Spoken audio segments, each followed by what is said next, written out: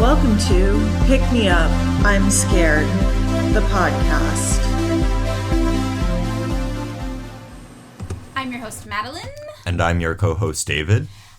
Okay, so starting out the episode, normal housekeeping behavior. David, you get internet tomorrow, which means you'll be active on our Patreon again. Yeah. I got the modem today. I picked it up. I just need to install it. You had to pick it up? I went to the AT&T store. The Earthlink thing ended up not working out. I feel like Earthlink wouldn't work out. Yeah. If I had to guess, yeah. Okay, so you'll be back on answering messages on Patreon. Yeah, and I'm watching TV tonight for the first time. Oh my god, that's so exciting. You got your first TV. We got it at the thrift store. Yeah, it was great. Yeah, thrilling. It's huge. I didn't even think about how big that thing is. Yeah, it is pretty large. I mean, we were talking about this when we got the TV, but like the TV to me is like a shining example of all the failures of capitalism, like we discussed. Because it's the only part where it's actually gotten cheaper, or the only thing. So theoretically, under capitalism, we get so good at making things that the longer we're making a certain type of thing, not only does the thing get better, but worker efficiency and productivity goes up, which means that the labor cost should go down. So if capitalism was working as beautifully and as efficiently as people like Milton Friedman like to tell us it is, then TVs are the perfect example of what everything should be. Like back in the day in the 1950s, if you wanted to buy a TV, it would have been the equivalent of like, I don't know, like $3,000 worth of money or something. You had to save up to buy a TV. Now you can get a really big, nice TV brand new for $200. And like yours was like, what, $39? I think it was $40, yeah. Yeah, at the thrift store. They're abundant. You can get them everywhere. But the TV is like the only thing that has actually happened with. Otherwise, like housing should be way, way cheaper now. Yeah, I mean, you should be able to get housing in Cracker Jacks boxes. Right? They used to do those Sears catalog things back in the day where you could just like IKEA build your own house. So, right, if capitalism works the way they keep telling us it does, then houses should be cheap the way TVs are cheap now. And they're not. And that's another way we know capitalism is a lie. No, I was telling you about this because they're building that giant new apartment complex over where the Food for Less used to be. Yes. And I was talking to all my neighbors, and I was like, yeah, they're building a new apartment complex. Looks like everyone's rent's going to go up. And then I just thought about, like, how bizarre that is. Like, there will be more housing. Why would housing be more expensive if supply and demand is the real thing? But it's like, you look at it and it's like all luxury condos. That's what's going, like, so you just intuitively know the price of everything's going to get more expensive. Yeah. Yeah, it's so weird. Capitalism makes no sense. Okay, so you've got internet. Our Patreon will be more active. You'll be responding to people next week. And we will be posting a new bonus episode, not this week, but next week as well. Yeah, I think we're going to do the Ludlow Massacre. Yeah, very interesting. Very interesting stuff. And by interesting, I mean horrifying. It's the worst. Everything's the worst. Oh my gosh. So that's what's going on over on our Patreon. If you're not a Patreon subscriber, it's just $3 a month. That is patreon.com/pickmeupimscared, and you will get at least 2 bonus episodes monthly. If there's anything else you guys want to see on the Patreon besides bonus episodes, I know in the past people did request like budgeting help or plans or whatever. Just message us and let us know. David will get back to you, and that's always helpful. Like, we want to make sure that the Patreon is useful for you and a worthwhile thing for you guys who are subscribed. So always feel free to let us know what we can better provide for you. Of course. Yeah. Another housekeeping thing is still the book. If you haven't checked out the book, blah, blah, blah, blah, book, blah, blah. Are you still on the New York Times thing? I don't think so. I think it was just the 1 week. Oh, okay. But I'm going to ride that till death. I'm going to have that engraved on my tombstone. Do you have stickers for your books? What does that mean? Like the New York Times bestseller sticker that goes on the book? No, I did not really think about that. I bet some sellers have done it though, like bookstores. And we saw someone who recognized you while we were thrift store shopping. That was cute. That was nice. It was really nice. I love it when you guys come say hi because so much of the internet now for me is a dark, dark place. The internet has gotten... I never liked the internet, but... I used to enjoy it, man. Yeah, you were on Mad Rad Hair back in the day. You dragged me to meetups. Yes, I've always been an internet person. It is true. And this year, man, it's got real dark and twisted for me. So, I'm working through it. I do love the podcast, though. The podcast is nice. The podcast is nice. So, yeah, if you haven't read the book yet, Pick Me Up, I'm Scared. No, that's the podcast. See, that's all I want to think about is the podcast. I survived capitalism, and all I got was this lousy t-shirt. Yeah, I do you have extra copies of the book? No. Oh, good. Well, I've been giving them away. Oh, how many did you you have? I had 2. Oh, okay. You had more than me. Because I was like, yeah, you should read this to people. That's nice. That's really nice. I'm glad. Yeah, do we have anything else for housekeeping? No, I think that's it. I think that's it too. We are doing a pretty regular schedule for you all.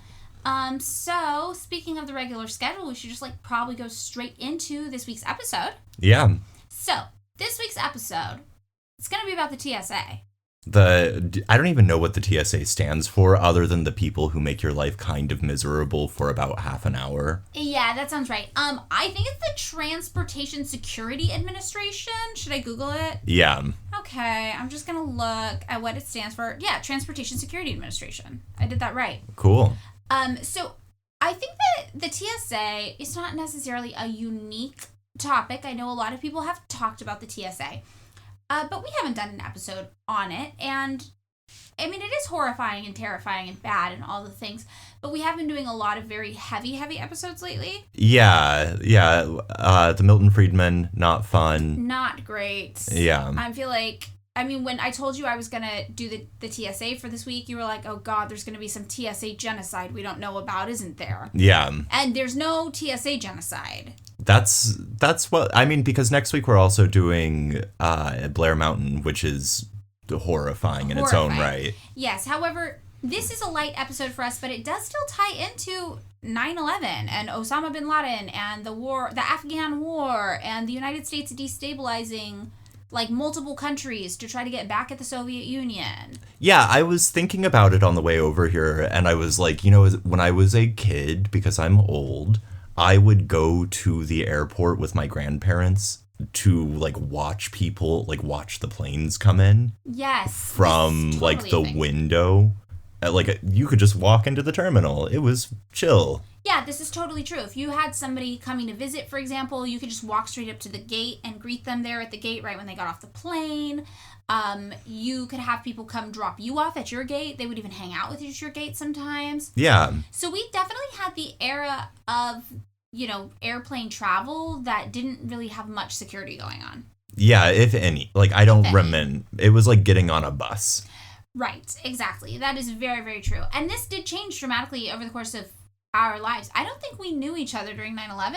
Yeah, we did. Was it our sophomore year of high school? It was our sophomore year of high school. And I remember that, I can't remember, some punk kid, as I was arriving at Fresno High, was like, dude, they blew up the World Trade Center. Woo. Oh, that sounds right. Yeah, that sounds like Fresno. And I was like, Yeah, I do remember that for 9/11, I was asleep in bed still. I was just cutting class, I guess, and my mom called me. And she was like, Maddie, turn on the TV.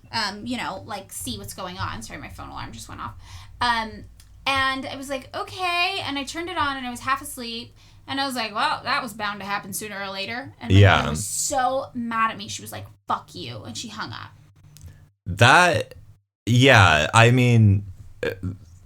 Not to dwell too much on 9/11, I do remember it very quickly feeling, at least to me, kind of pornographic, the way people were talking about it, because it was they rolled the little TV in to our classroom and made us watch footage of people burning to death or choosing not to burn to death and jump to their death, and it was horrifying. Those were bad deaths. Yeah, and it was one of those things where it was like, okay, do we need to do this for every period today? Yeah, every single period they made us watch 3,000 people dying a brutal death. Yeah. It was very, very, very surreal. I've talked about this on the podcast episodes before, but maybe not with you.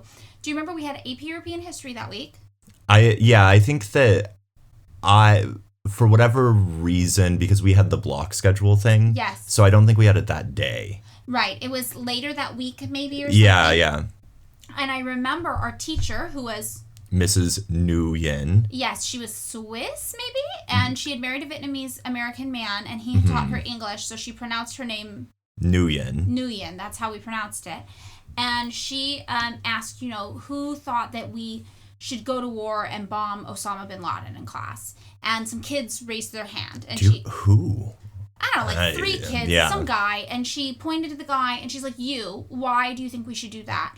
And he said, I don't know, like an eye for an eye, I guess. And then she said, Gandhi said an eye for an eye makes the whole world blind. Do you think you're smarter than Gandhi? liked Mrs. Nguyen. I know, she was funny. Gandhi also turned out to be a bad dude. Not a good dude, Not a but dude. you know, for like a quick riposte in the middle of AP Euro, I do remember I had to go to this like leadership conference in DC that year.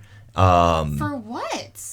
Actually, Mrs. Nguyen sent me. Wow. Okay. Yeah, this I was- didn't even know this existed. But this was in the aftermath of 9/11, and remember Howard Zinn, and I can't remember what like organization did all the civilian casualties in Afghanistan Yes. from our bombing campaign. And I remember bringing this up and being like, we have well surpassed the deaths from 9/11 and civilian casualties in Afghanistan. And the guy across from me on the bus, a future leader of America, was like, well, why were they there? In Afghanistan, where they're from? Yeah. Whoa. And I feel that was the mood, though. That really was the mood. So I think the reason why we're bringing this all up is not just to rehash our high school, I'm not going to say glory days, our high school days. Yeah, that was not a glory day. No, that was just a day. So the reason we bring this up is because what's really important to know about 9/11 is that it became the justification for the United States to just lean full force into our most racist, carceral, police state, surveillance state intentions. Yeah, we also did like weird immigration policies on the southern border because of 9/11 and like a did. campaign ICE. of deportation, ICE, all of that stuff. We do have an episode all about ICE. It is called Ice Ice Baby, if you guys want to listen to it. It kind of ties in with this episode, but again, you don't need to follow what's going to happen here today. Yeah, the general takeaway is America got real jingoistic and real racist. Well, I mean, or like really let their racist flag fly. Yes, and this got to the extent, if you weren't around, if you don't remember, like, France didn't back us up hard enough on our decision to bomb, like, 5 countries and go to 5 different wars at the same time in defense of this or whatever. So we decided France was our enemies, and we renamed French fries Freedom Fries. Oh, America, like we were talking about Rock Against Bush Yes. yesterday. Everything in America sucked during the Bush administration. It was horrible. It Even was, the rebellion was yeah, weird and short-sighted and missing the big picture. radical Democrat punks. It was radical Democrats, yes. So Yeah. we had the Freedom Fries. We were mad at France because France was like, no, we're not going to back you, just blowing everything up, America. And then we were like, whose side are you on? And really, 2 big government agency funding measures came about from this. And it was the foundation of ICE, which again, we have a whole episode about, and the foundation of the TSA. The Transportation Security Administration. Exactly. Yeah.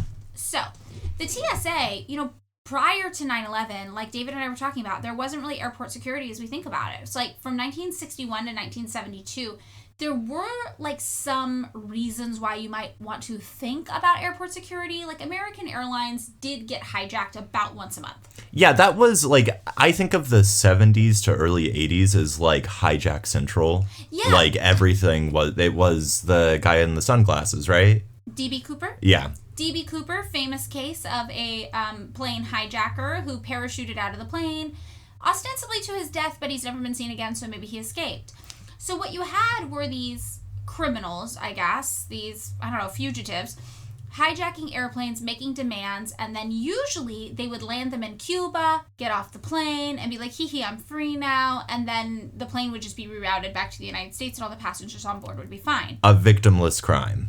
A victimless crime. Only 1 passenger was ever killed in this period during a hijacking. No airplanes were ever destroyed. So if you were sitting on a plane and somebody stood up and they were like, I'm taking over this plane, you're just like, oh, God, we're going to go to Cuba for an hour now, aren't we? And then the rest of your day would be pretty much normal. That sounds like a good way to go to Cuba in the era of the the continuing era of the embargo. Just like fly enough till you get on a hijacked plane. And then you go to Cuba because no extradition to the United States.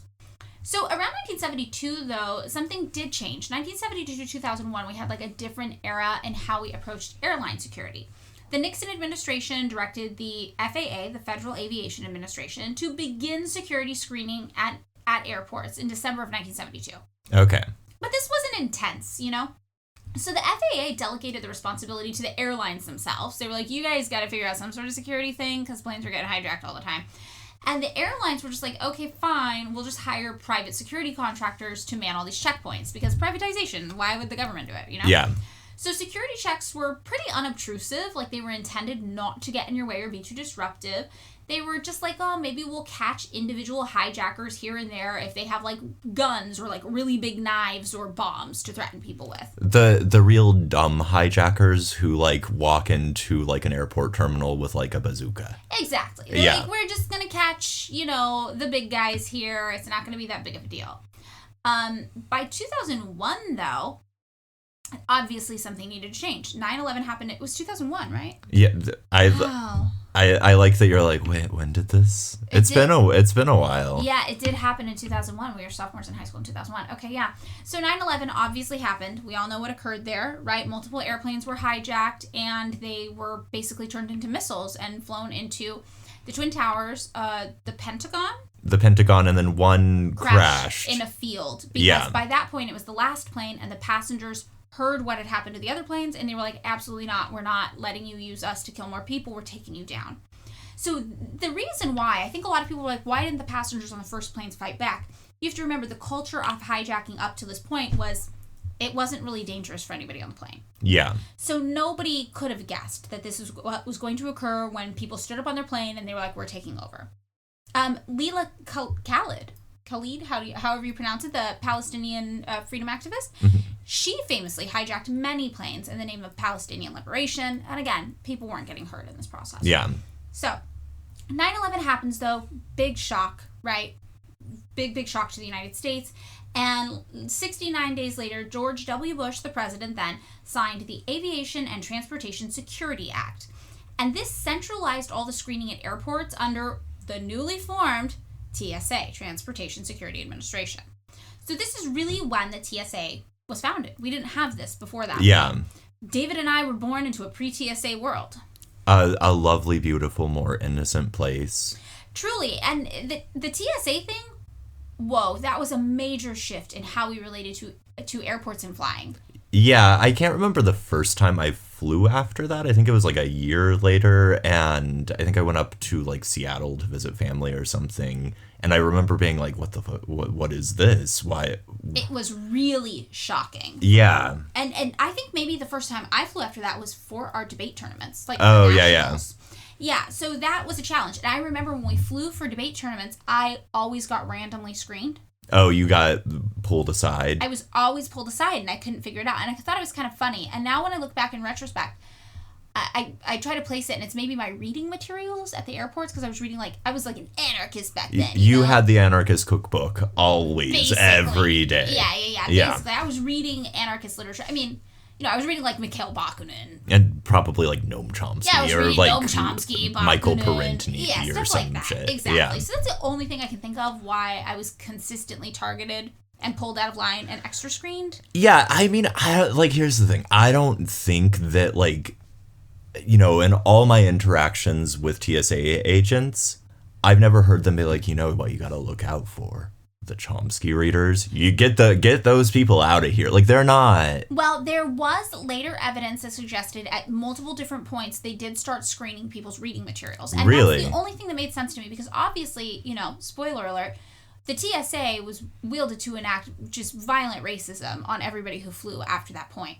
And I am a white girl, looking person, whatever my gender expression is, at the time, for all intents and purposes, by the TSA.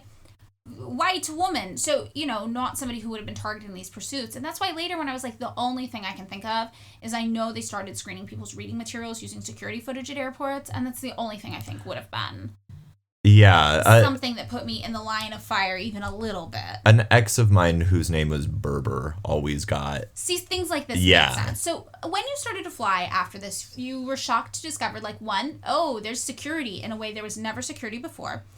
And two, it is very obvious what certain types of people are under more scrutiny.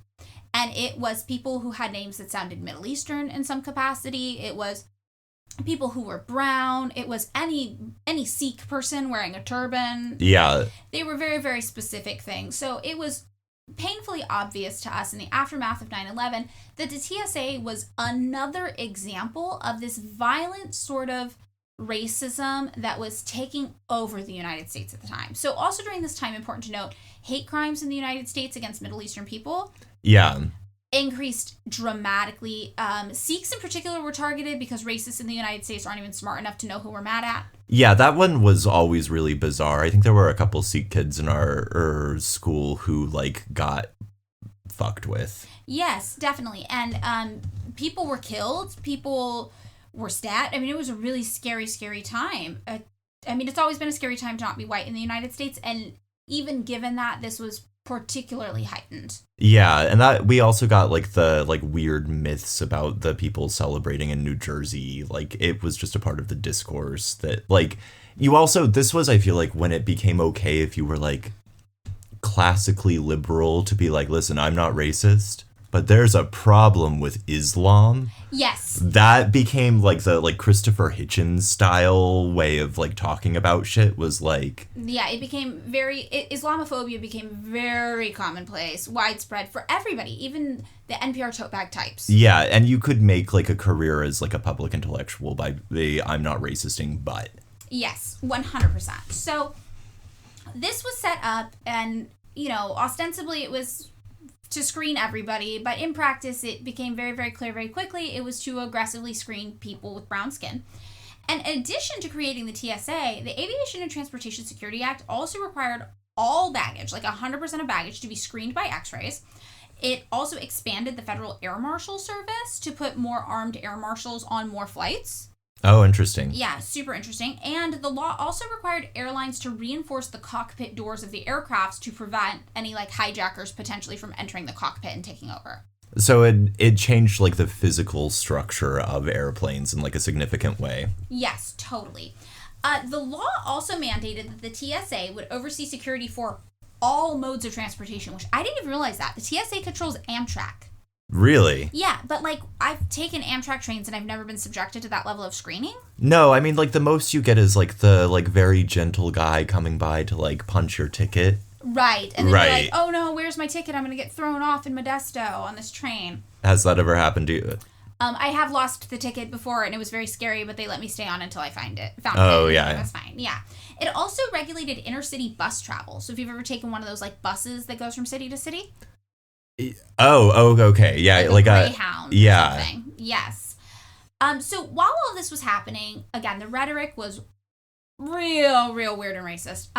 George W. Bush said, the events of September 11th were a call to action. We are united to defend our country and we're united to protect our people. So this really created just this element where you've got patriotism, racism, and fear. Yeah. All working hand in hand. And this is, again, a story I think about all the time is my aunt, very sweet person, not very up to date on politics, I don't think, genuinely in a panic because she thought terrorists were going to bomb Fashion Fair Mall in Fresno, California. Yeah. So everybody thought everything was going to get bombed by quote unquote terrorists. No, go ahead. No, I was just going to say the word terrorist was thrown around a lot, but nobody really had a precise definition for what it was or why.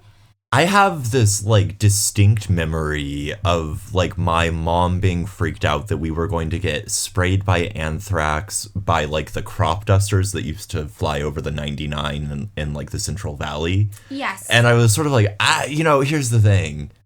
Because we would drive along the 99 and get crop dusted, right? Like they would. Normal activity in Fresno, yeah. And I was like, we're already getting pesticides sprayed on us. Like, I think, like, we are being poisoned just, like, in a more routine and normal and not, like, weird fear-mongery way. Yeah, the poisoning's already happening. And this is, again, if you've ever heard me rail against people who just assume cotton is a clean crop growing up in the Central Valley, you will see that the pesticides and chemicals used to grow everything. Do you remember being told that we had to duct tape our windows?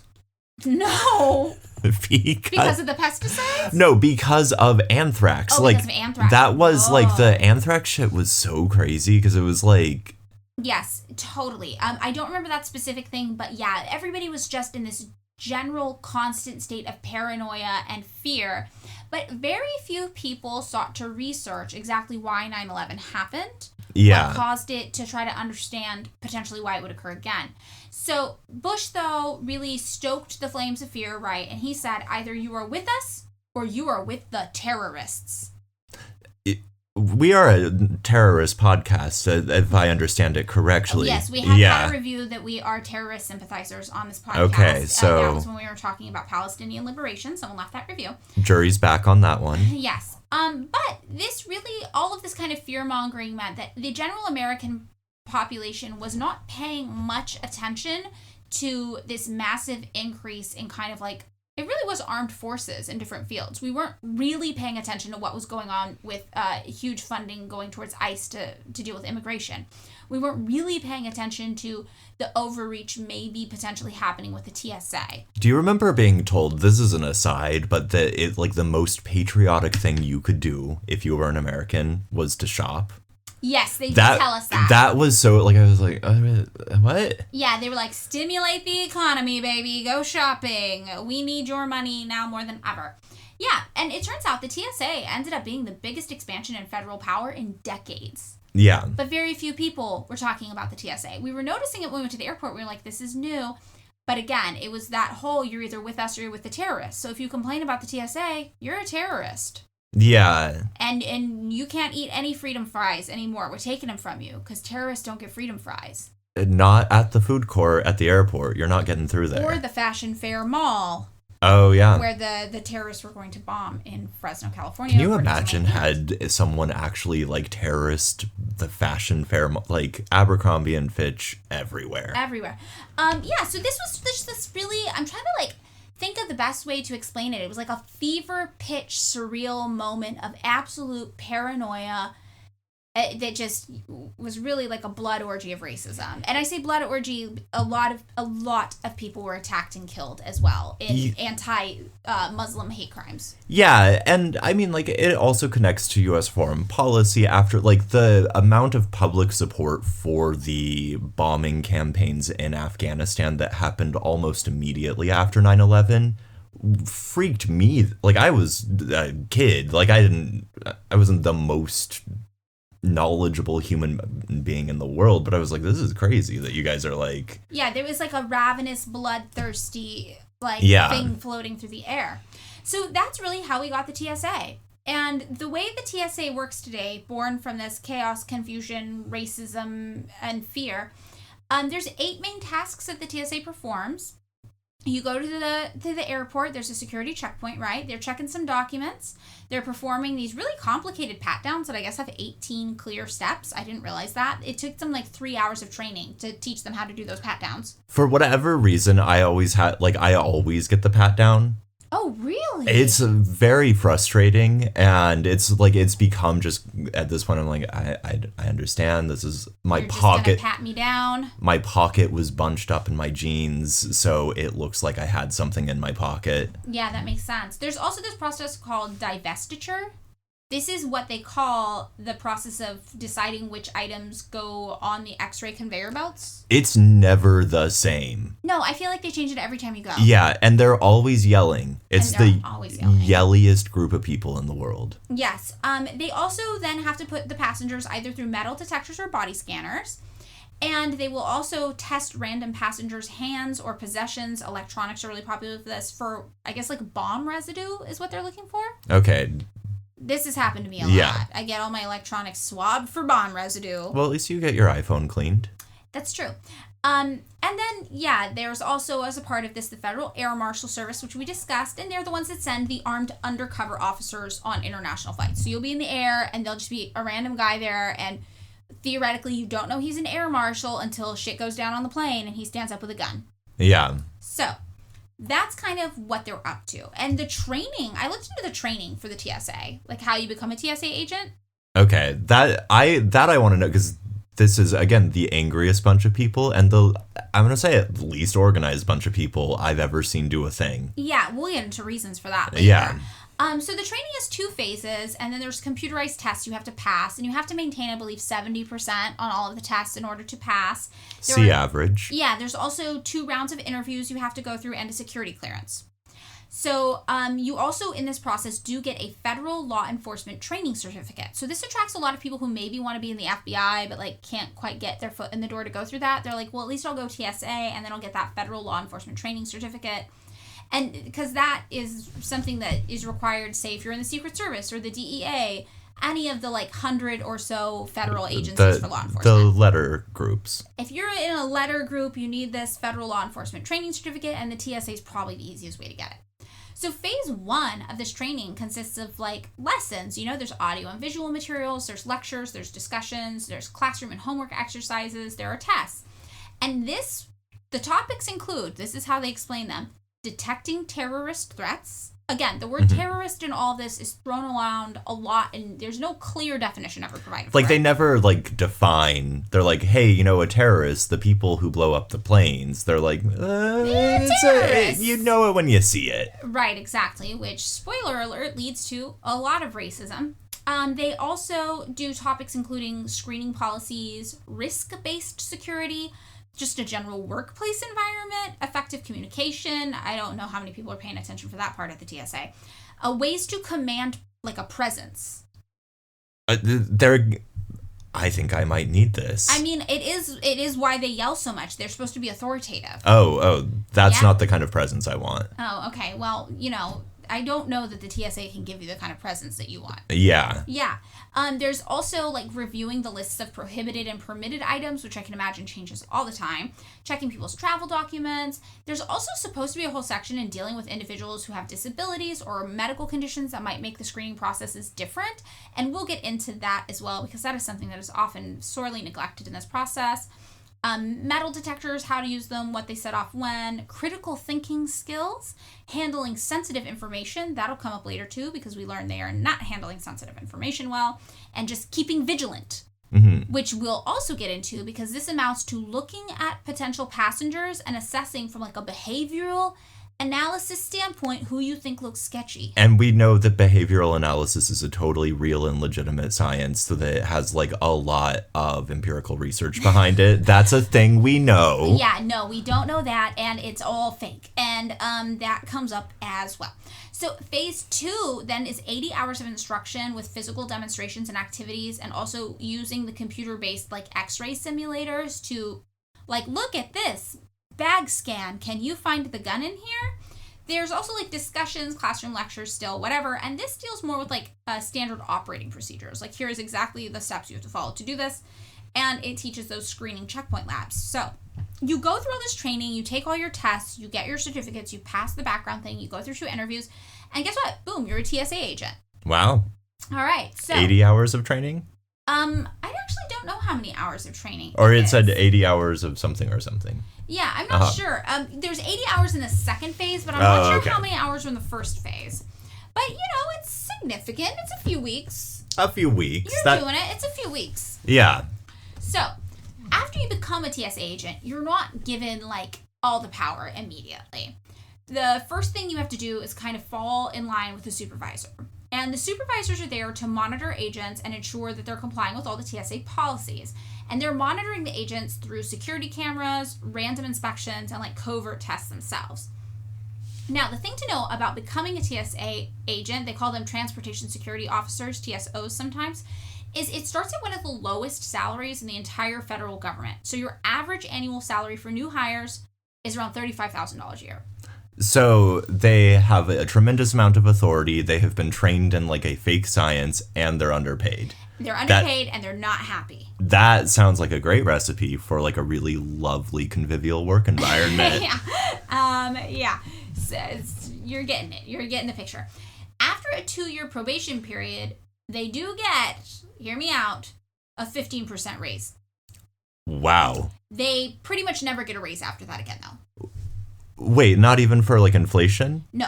So they're getting paid decreases functionally for the rest of their life. They are heavily exploited financially, but they are an arm of law enforcement. So I struggle with how to place these people. Yeah, I mean, they're not cops, but they're doing cop stuff. But they are the petty functionaries of our super racist empire. Yeah, they really are. It's kind of like if meter maids were more evil. I've met some pretty evil meter maids. I live in East Hollywood. Those people they're intense. I think a lot of people who get these jobs, though, too, what's interesting is they're like, oh, I'm getting a job at the airport. They don't, conceptualize of themselves as this, arm of the state. No, it's like I've known so many people who get jobs as, security guards for, film sets or things like that, where it's it's just, a thing that I can do that's pretty easy. Yeah, I actually talked about this on TikTok once, which was funny. I was like, yeah, theoretically, security guards are evil. They're, cops just there to, protect property and capital, right? But functionally, when you meet security guards, it's usually a guy who's like, I don't know, I can smoke weed all day in my car. I don't know what's going on. No, the guy at the grocery store by me is sort of perpetually on his cell phone with some pretty serious red eyes. He needs some eye drops. Yeah, for sure. So I think this is a really interesting, just culturally where to place the TSA. They do have a lot of power. They are very, very underpaid. Their self-awareness as arms of the state seems to vary depending on the person. They think of themselves like a post office worker. That's the vibe. I think maybe with a little more authority, but yeah, generally speaking. So remember how I said the TSA agents have to be on that 2-year probationary period? Yeah. So that's really where they're getting super monitored by the supervisors. And during this period, they can be fined for anything that's found in their behavior to be unacceptable performance or conduct, which is pretty vague. Yeah. So they're also on edge all the time because they're like, my boss is going to find out I did something wrong. This is a lot to remember. I wasn't super trained. And then I'm going to get fined and I'm going to have to pay money for my already bad salary for all of my mistakes. So the reason why they're so tense all the time is that they are, on edge. Yeah. And does that last? Are there still consequences after their probation period? There are normal probation consequences. I'm sure you can get fired. You don't have a lot of protection. But it's not as intense after that 2-year period. So Scott Becker worked for the TSA at Chicago O'Hare Airport between 2002 and 2015. Great airport. Love Chicago O'Hare. I do like that airport, yeah. 13 years, though. That's a really long time on this job statistically. People don't make it that long. And he said, the lower the level you occupy in the organization, the more severe the punishment for committing an error in judgment. Everyone is always afraid of making a mistake and getting fired. So this is why everybody in the TSA is on edge. And after you get that initial raise of 15%, it's really rare you ever get a pay raise again. Some people do, but as a general rule, you really can't expect your salary to go up.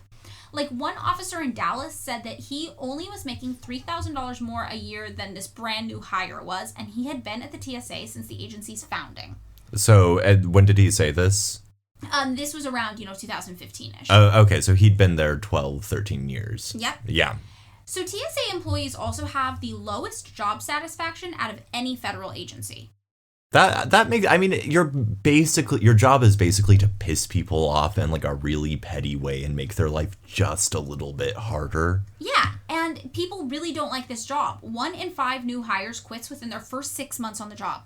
Yeah, everyone hates you. Everyone hates you, and your boss is mean to you, and it's a lot to remember, and it's just not a good time. For every 4 officers that the TSA hires, it loses 3. Damn. So you have to hire 4 to get 1 who maybe might stay longer than, a few months. Or whatever. Yeah. So this is just a bad, terrible job. You don't ever want to do this job. And even agents working are like, oh, I have so many horror stories from when I was working at the TSA. So this one agent, Jai Cooper, was a TSA agent who once had a woman die in a wheelchair while passing through her TSA checkpoint. Jesus. Yeah, really, really upsetting. She was alive. The woman was alive when she checked in for her flight, but she died before making it through security. And her family noticed she died, and they were like, we just want to get her home. We're not from this country. We just want to get her home. So they ended up having to call the paramedics to make sure she was dead, do this whole thing. And in the end, they were like, yes, this woman is dead, but we don't have a formal death certificate. So it's just this dead body is in limbo now. Yes, and the passenger could not be considered legally dead without the formal death certificate, and the family just wanted her to get on the plane and go home. Oh, no, did they have to do a security check on a... Yes, they did. No. U.S. law obligates airlines to accommodate their ticketed and checked-in passengers, even if they have, quote, a physical or mental impairment that, on a permanent or temporary basis, substantially limits one or more of their major life activities. So remember, she's not legally dead without the death certificate, so they're like, well, she's got an impairment on a permanent basis that substantially limits her life activities. That is a real literal reading of that. Yes, it is. Yeah. So legally, she was allowed to board the plane, but of course, they still had to check her for contraband weapons or explosives. Can you imagine being the person who gets, like, you're like, oh my God, I got a window seat. I'm so stoked. Maybe I'm in the emergency aisle, so I get a little extra leg room. I always like that. Yeah, and you have to sit next to this poor woman's body. Yeah. At least her family was with her. They were Okay. like, we're just going with her. We're just getting her home. This is too much. You know, the family's crying in the line, too. That's why Jai Cooper noticed. At first, she was like, people cry in the line all the time. People have emotional things going on in their lives. I don't pay attention. So imagine her surprise, which is like, okay, someone's crying in line. And then they get up to her, and she's like, oh, my gosh, is this a dead body? Yeah. Yes. So TSA body scanners, of course, can only be used if you can stand up. So this woman's body had to be patted down according to TSA protocol. So Jai Cooper didn't have to do it. One of her colleagues had to be the official pat down person.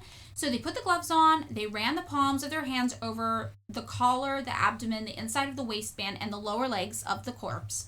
They checked the body's sensitive areas, which included the breasts, inner thighs, and buttocks with sufficient pressure to ensure detection. And Jai Cooper had to watch all this happen, and she was like, this was traumatizing and horrible because, yes, basically these TSA agents were forced to molest a corpse. That is so messed up. I know. It's just, and when you hear this story, it's dark and it's disturbing and it's kind of offensive. And on top of that, it just kind of illustrates how little anything they're doing makes sense and how little anybody really knows what's going on there. And I mean, it seems like, right, everything about their training, everything about the way that they are monitored, all of that stuff suggests that, like, they have to be, like, rigorous about following the rules in this, like, really stupid way that, like, where it's like, oh, like, human decency is gonna go right out the window. Exactly. And this is just one horror story from TSA agents who've talked about this experience. There's also Faisal Hasnain, who was a TSA agent, and said that the duty manager once yelled at him in front of an entire checkpoint, like humiliated him, laid into him because he called her by her first name instead of her last. Oh. Yeah. That's it. So it's just everybody who works there is like, yeah, it's a really bad work environment. It's a really hostile work environment. Like the supervisor at the Charleston airport attempted to fire one of these agents, the TSO is what they call them, who reported him for falsifying his own time cards and committing safety violations. In 2018, 3 TSA administrators working in Hawaii raised operational concerns about a few of the island's airports. They were instantly reassigned to the mainland, one to Seattle, one to Los Angeles, and one to Burbank Airport with only 1 business day's notice. They lived in Hawaii. Can you imagine you live in Hawaii? This is probably the only good thing about working for the TSA. It's like, I guess I work for the TSA in Hawaii. That's nice. Yes, this is where I want to be. And they're like, tomorrow, actually, you're moving to Burbank. Tomorrow. That's start tomorrow. Harsh. Yeah. Did they pay for their travel? No. Probably not. I don't know the details of that. Another TSA agent stopped someone from physically assaulting a federal air marshal, and they got an official reprimand because they touched a passenger outside of a screening process, and that's against TSA policy. Yeah. And then in 2021, the TSA finally allowed employees to fully join the American Federation of Government Employees, which is the union that represents more than 700,000 federal workers around the country as full members. But the TSA remains officially exempt from Title V of the Federal Code, which means that it doesn't have to follow the same standards for pay, leave, or performance as all other government workers. And presumably the kinds of collective bargaining are unavailable to it. Yep, and it also cannot do much about mandatory overtime caused by staffing issues or forced work without pay during government shutdowns.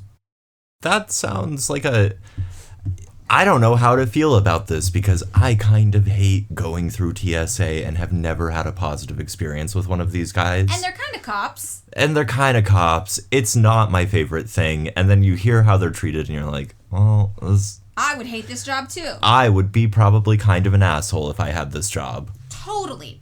And of course, you know, the thing you can't help but ask is like, well, what is this all doing?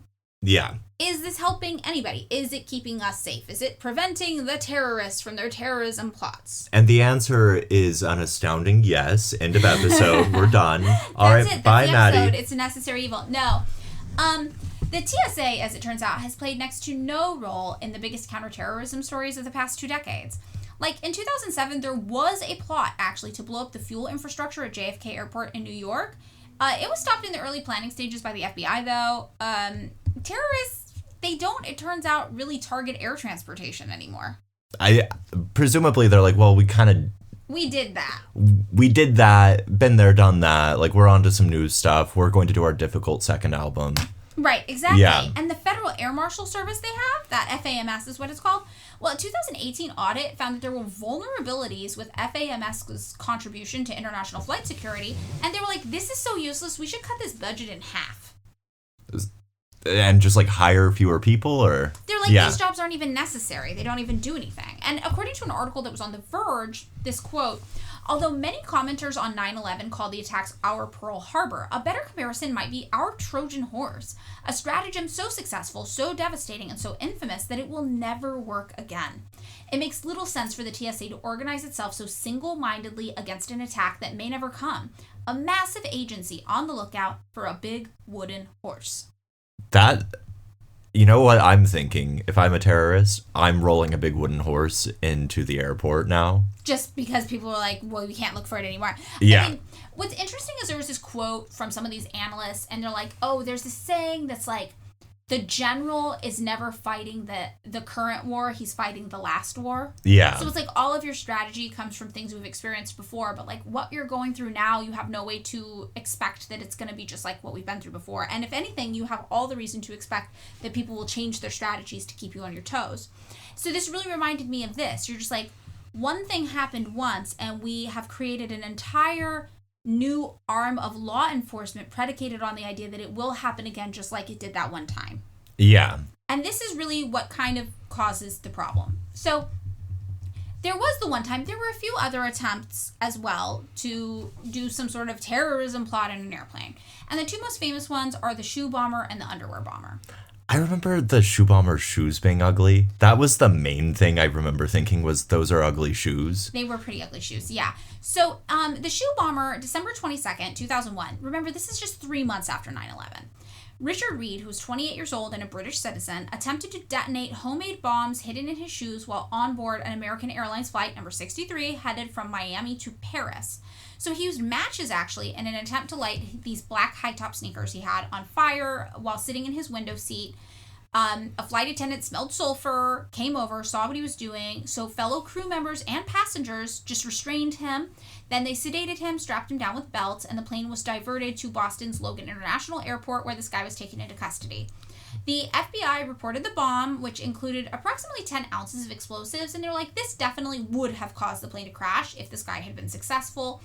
But the passengers kind of tackled him, and they were like, this isn't happening. Also, I gotta point out, he did get on the plane. He got on the plane, and this is the point. The newly formed TSA, on high alert, they could not catch this man. Well, they hadn't gone through all their training yet. They were still all on probation. Yeah, that's true. They were still all on probation.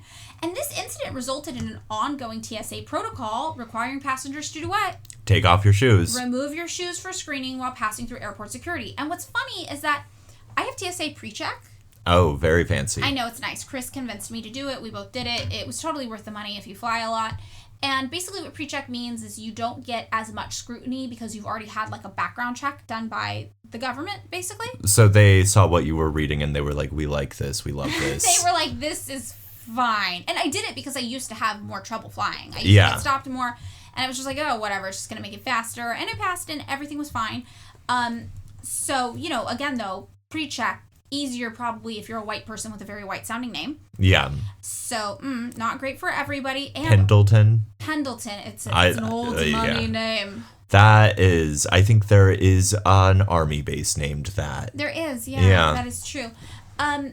So other people, though, even with the TSA pre-check, like if you're disabled, a lot of disabled people get TSA pre-check, and sometimes it doesn't even help them get through security any better. Yeah. So if you're the kind of person for whom security checks aren't usually that big of a problem, TSA pre-check's actually the best for you. Okay. So not that useful in the long run. But, sometimes when I go through, they're like, you still have to take off your shoes even though you're pre-check because they're platform boots. But this guy was wearing tennis shoes. Yeah. So a lot of the things we're using to decide what could happen are just kind of arbitrary and made up. Yeah, and I assume that it's sort of up to like the mood and discretion of the guy standing there to be like, well, those platforms are extra platformy. Yeah, and if you're kind of young and cute looking, they definitely use it as a way to flirt with you. Oh. So that's the thing you have to deal with a lot. I've had to deal with that. You go through the checkpoints and there's some guys like, ho, those shoes, I gotta make you take those off. Where'd you get those things? Look at you, you're 4 inches shorter. Can I hold them?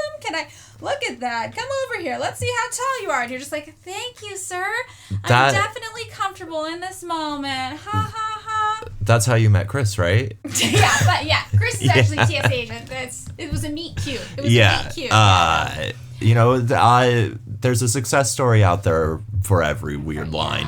If you guys met your significant other because they were a TSA agent sexually harassing you and using your shoes as a fun way to do it in the TSA pre-check line. Get Meg Ryan and Tom Hanks in here. Let's write a script. So the second one that kind of happened, that we think about is the underwear bomber. So this happened on December 25th, Christmas Day, 2009. And this was a man named Umar Farouk Abdul Matola, who's 23 years old and Nigerian. And his dad was actually a prominent Nigerian banker. And his dad got a phone call from his son, and his son was like, "You're not going to hear from me for a while, Dad." And then, broke his SIM card, and his dad was like, "My son's up to some shit." So his dad actually called Nigerian authorities, called American authorities, and was like, "I think my son is going to do something, and I don't know what." And what he tried to do, actually, was blow up an airplane with a bomb he had hidden in his underwear. So, the device ended up burning his groin, but failed to explode. He had these explosive chemicals that were supposed to ignite when you mixed them. He went to the plane's bathroom. He was like, "I'm making preparations." He came back to his seat, and he pushed this plunger that was supposed to mix the chemicals. But it didn't explode as he intended, and people are like, it's probably just because the chemicals were in his pants for so long that it created extra moisture from the sweat, so the chemical composition was wrong. His underwear sweat saved people. Saved everyone's lives. The mixture did catch on fire, and it seriously burned his groin, and that caused him to then be like, "I need to get my burning pants off." And the fellow passengers were like, "Why are your pants on fire?" And then they had to subdue him again. Passengers and crew subdued him. And that's actually, everybody saw this and they were like, "Oh, wow." And again, though, this bomb was not detected by the TSA. I'm sorry, I can't help it. This is a very funny story. It's a comedy of errors for this man trying to murder 200 people in the sky. Yes. Yeah. So these plots, there were a few more, but it's not like this is this massive epidemic that we're encountering of people trying to do crime in airplanes all the time. This is not a major ongoing issue. And they're not being caught. And they're not being caught by TSA anyway. It's not like the TSA is on the front lines saving us while we're on our airplanes from certain death. What actually happens is people get through security, they try to do what they're going to do, and passengers notice and subdue them. Because the plans are so harebrained and weird. The plans are really harebrained and weird, for sure. And now, again, passengers have a precedent. Yeah. It's not like back in the old days when passengers were like, "Well, maybe we'll go to Cuba." They're like, "Well, maybe you'll crash the plane and bomb everything and kill us all. We're taking you down, buddy." Yeah. So, despite this, the TSA, they weren't like, "Wow, maybe we're useless." They were like, "We need bigger tech." This is where the scanners that the circle scanners. around you. Yeah. Okay, yeah, I hate those. I don't know if you remember this. The original ones were worse. I don't remember the original ones. Okay, well, let me explain. So, 3 months after this, the TSA introduced a specific type of full body scanner. And these full body scanners, when they hit, they were scandalous. And I was flying kind of a lot at the time. I had a partner who lived in LA and I was living in San Francisco. Mm-hmm. So you could get $50 round trip tickets at the time from SFO to LAX. That's a good deal, even for, 10 years ago? So on the weekends, I would go down to LA to see my partner on these airplanes. Not every weekend. I'm not Taylor Swift, whatever. Yeah. Commercial. Your carbon footprint was still a little higher. Higher than average, for sure. But, I wasn't T-Swifting it, okay? So when these got introduced, I was like, "Oh my God, I don't want to do this. This is weird." I was 24 years old, and what these things did is they literally showed naked imaging of passengers. So initially when this came out, parents were like, absolutely not. You're not taking naked pictures of my kids in these things. Yeah. And so everyone was like, ugh. And then women were like, I don't want this, me especially, I was like, I don't want this freaking creepy guy looking at my naked body so I can get on an airplane. Like, this is such a gross violation of my privacy. I'm already getting sexually harassed in the TSA line by some random weirdos. I don't want them looking at my boobs too. Like, come on, give me some dignity. That's fucking bizarre. Oh, it was so bizarre. So then almost immediately the TSA had to be like, okay, we're changing it. So the imaging goes in a secret room with just one person at a computer and the files are instantly deleted. So only one person you never see sees your naked body to get on the plane. And that person is super chill. He's great. We love him. Really responsible guy. Yeah. He'll never be weird, right?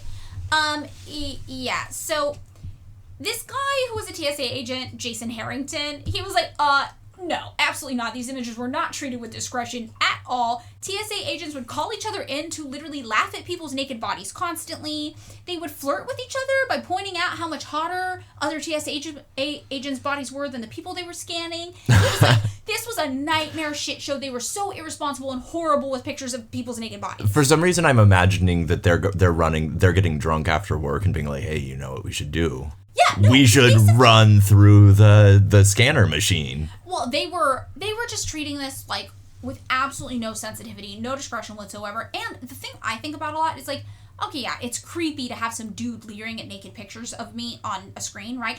But all those parents who were like, you are not taking naked pictures of my kids. Yeah. Those parents were so justified to be correct. And the TSA basically was like, fuck you, we are if they're going to fly. It's so fucking bizarre. It is so bizarre. And again, remember... It doesn't do anything. It doesn't do anything. So, also, this guy, Jason Harrington, was like, I just want to confirm these body scans were ineffective. They could easily be manipulated. And a scan instructor once described them simply by saying, they're shit. Yeah. These are not doing anything good. So, by 2013, the scanners started to get removed from airports because the public was just like, no. Like, people were having, like, this one woman protested by just walking into the airport naked. She was like, you want to see me naked? Anyway, fine, I'm naked. Like, people were losing it at this. They were like, absolutely not. So, finally, the TSA was like, fine, we'll take out the naked scanners, and they removed them. They replaced it with a different kind of scanner, which does still show kind of an image of your body, but it is not as explicit. This is the one where they have the little orange squares on the screen that they point at? Yes, exactly. Yeah. But these things have problems too. They often, for example, will read thick hair as an unidentifiable object. And this means that obviously it disproportionately affects black passengers who wear their hair naturally.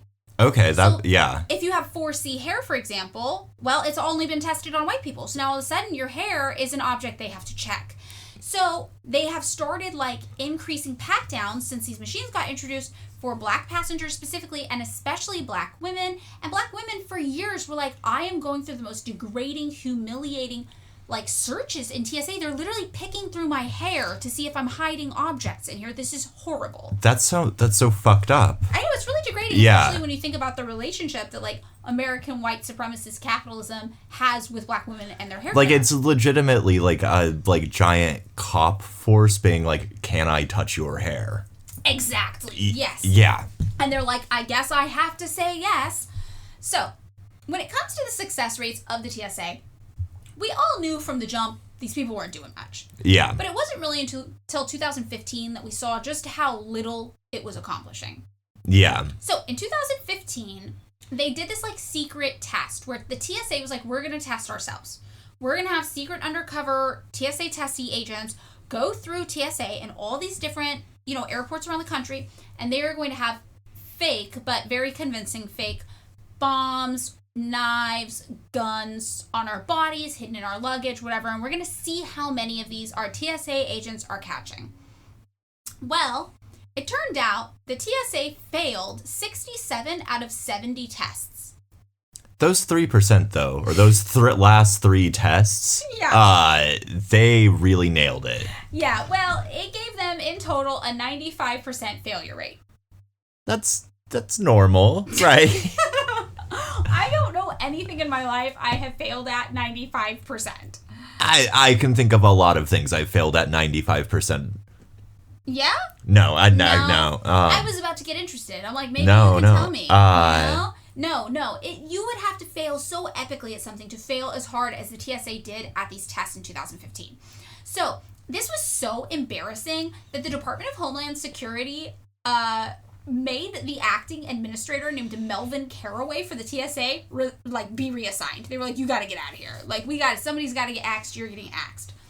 So Representative Jason Chaffetz, who was the chairman of the House Oversight and Government Reform Committee, said, over the past 6 years, we have seen TSA consume an enormous amount of government resources, but I'm not convinced we have much to show for it.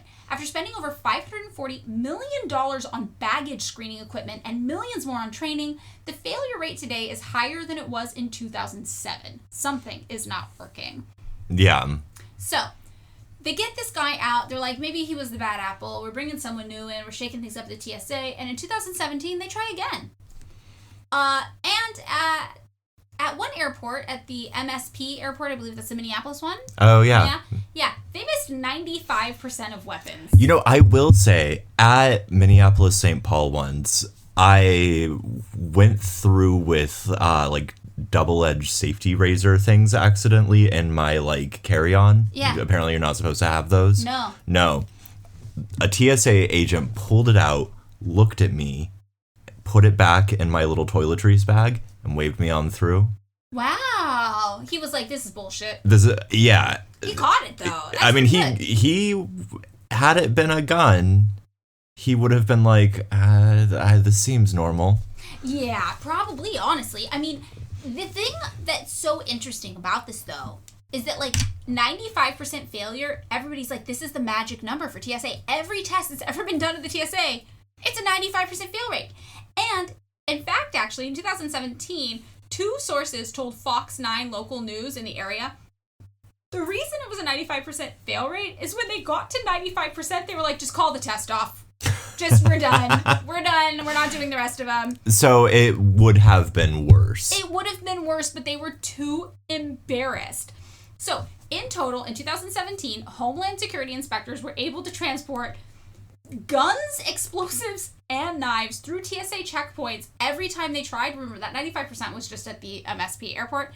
They were able to do it in general 70% of the time. So, what you're telling me is I should start bringing my guns to the airport. Oh, you can. In 2019, actually, a woman passed through TSA security at Hartsfield-Jackson Atlanta International Airport just with a gun in her carry-on bag. And then she flew to Tokyo, Japan, and they were like, holy shit, you have a gun in your bag. And she was like, is that not allowed? You know, I feel like confidence is really key here. Just be like, wait, it's a gun. Everyone's got a gun. Yeah, well, what they found, actually, is that a lot of people have flown with guns, and most people, if they're flying with a gun, it's loaded. And yeah, it's an honor system, I guess. And that's why when you go to airports, they have all those signs, don't fly with a gun, please. Ooh, woo. Do you think there are people who are just who've forgotten? Oh, who are just shit, I have a friend who used to do a thing where he would roll up, I think it was Molly or something, into Tootsie Roll things and just throw it in the keys bowl. Oh, yeah, that's kind of smart. Yeah. Yeah, just go through security. Yeah, and it was I don't know. What are they going to do? This is pretty common. Research has found that 88% of passengers smuggle prohibited items onto domestic flights. And this would include, weed, booze, weapons, other drugs. And some people do it on purpose because they're just it's going to be hard for me to get the drugs there when I'm there. And I've had friends who do this. They're like, I'm bringing my drugs with me on the plane. You're not taking my drugs from me. What, am I going to go find a new dealer? Exactly. They're like, no, that's ridiculous. I'm just smuggling the drugs on. But I have been guilty of this. On one flight, I literally brought a switchblade and drugs onto the flight just because I forgot it was in my bag. You know we're not supposed to have a switchblade just in the state of California. Well, I didn't buy it in the state of California. Okay. I transported it across state lines, it was which in I think Oregon. Makes it more legal. Nevada, okay. Yeah, on the way to Vegas. Oh, yeah. You know, I used to... Andy and Bax is closed now. They closed this year. What is that? It was the best military surplus store in Portland. Oh. Which, I don't... My favorite one in LA closed, too. Wait, what's your... It was kind of in East Hollywood, the big the yellow signage out front. Oh, yeah. I thought it's on La Brea, more in Hollywood. Oh, yeah, maybe it's Hollywood, yeah. But there's a really good one that also has a bunch of vintage stuff in Pomona. Just throwing this out there. Okay. I think it's on town. All right. That's good. Well, once, the one in Silver Lake died.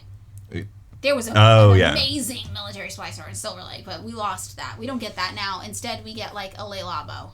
Ugh. Yeah, was it you and me who decided yesterday that if a Le Labo goes up in your neighborhood, if you've been there more than 10 years, your rent should instantly be free? I also think we should just designate a neighborhood for all this bougie shit, and no one should live there, and it should just be, it's like a shopping mall. Yeah, it's Le Laboville. It's Le Laboville. I'm going to say it's Silver Lake. It's Silver Lake. Silver Lake's done, yeah. We killed it. Just can it not spread anymore? Yeah, because it's everywhere. It's everywhere. It's spreading. It's terrifying. Yeah, so people are smuggling a lot through the TSA, whether they're trying to or not. The funny thing is that I discovered I had flown with the Switchblade and the drugs when I landed. And then I was like, oh, that's so funny, I have a Switchblade and drugs. And then I was like, oh, now I have to consciously fly back with a Switchblade and drugs. What if I don't play it cool enough and they catch me this time? Mm-hmm. Nope, they did not. No, yeah. I was able to successfully transport a Switchblade and drugs. I'm sure times. You were sweating bullets and looking all shifty-eyed and looking around all crazy. Yeah, that's really me. Yeah. So all of this is why, yes, experts famously refer to the TSA as security theater. Yeah. Like the body scanners, they're not detecting anything, even common explosive materials. Those liquid bans, you know how there's like these bans where you can't bring like liquids on over a certain amount? Oh, yeah. That I once lost a whole damn, speaking of bougie shit, of like Aesop soap. Oh, that's upsetting. That's it was like it was like the body wash stuff too. Wow. And I was like, ugh. Yeah. They like try to control all the liquids you can bring on. There's been like very little evidence that anything like the liquid ban would be in any way essential or effective. Like the EU has actually been trying to eliminate liquid restrictions for years. And there's this security expert people talk about a lot when they talk about security theater because he coined the term. And his name is Bruce Schneier. So when he was talking about the TSA, he said, they want us to trust that a 400 milliliter bottle of liquid is dangerous, but transferring it to 4 100 milliliter bottles magically makes it safe. They want us to trust that the butter knives given to first-class passengers are nevertheless too dangerous to be taken through a security checkpoint. They want us to trust the no-fly list, 21,000 people so dangerous they're not allowed to fly, yet so innocent they can't be arrested. They want us to trust that the deployment of expensive full-body scanners has nothing to do with the fact that former Secretary of Homeland Security Michael Chertoff lobbies for one of the companies that makes them. They want us to trust that there's a reason to confiscate a cupcake in Las Vegas, a 3-inch plastic toy gun, London Gatwick, a purse with an embroidered gun on it, Norfolk, Virginia, a t-shirt with a picture of a gun on it, London Heathrow, and a plastic lightsaber that's really a flashlight with a long cone on top of it, Dallas Fort Worth. I'm sorry, the pictures one, that's so good. But then you think about it and you're like, well, all these TSA agents are like, I don't know, if I mess up, I'm going to lose my job and I'm going to be even more broke, so I guess I'm confiscating it if there's even a question. That is, I feel like that's one of those things where, like, you mess up if you're taking someone's damn t-shirt. I think so. So then what? Is that person just walking through without a shirt on? I think they're taking a shirt out of their luggage. Yeah, probably. That's true. And I think we all inherently know that this TSA stuff does not make sense. Like, Scientific American even did a thing about how unscientific the TSA is. They were like, okay, laptops have to come out of their bags and lie flat in a plastic tub, but not tablets, phones, Kindles, cameras, or portable game consoles. Why the distinction? The TSA says that it's not just about detecting explosives. Removing bigger gadgets also unclutters your bag for better X-ray examination. Even so, on close inspection, the rules get arbitrary very quickly. For example, according to the TSA, the 11-inch model of the MacBook Air is fine to leave in your bag, but the 13-inch model must be removed. So really what they're saying, look, you didn't spring for the 13-inch one? Yeah, you broke. Mm-hmm. No, the 13-inch so this is class warfare against the rich. Yeah. Like, you broke, you can keep it in there. Your computer's so pathetic, we don't even register it as a computer. Yeah. But 13 inches, whoa, that's a real device. Yeah. You need to whip that thing out for us. Then there are airport checkpoints where the old metal detectors are being replaced by millimeter wave and backscatter scanners. They are supposed to be able to find non-metal weapons and other contraband, not just objects made of metal. Many people consider these machines invasive. They can see through your clothes. Overpriced, at least $160,000 a piece.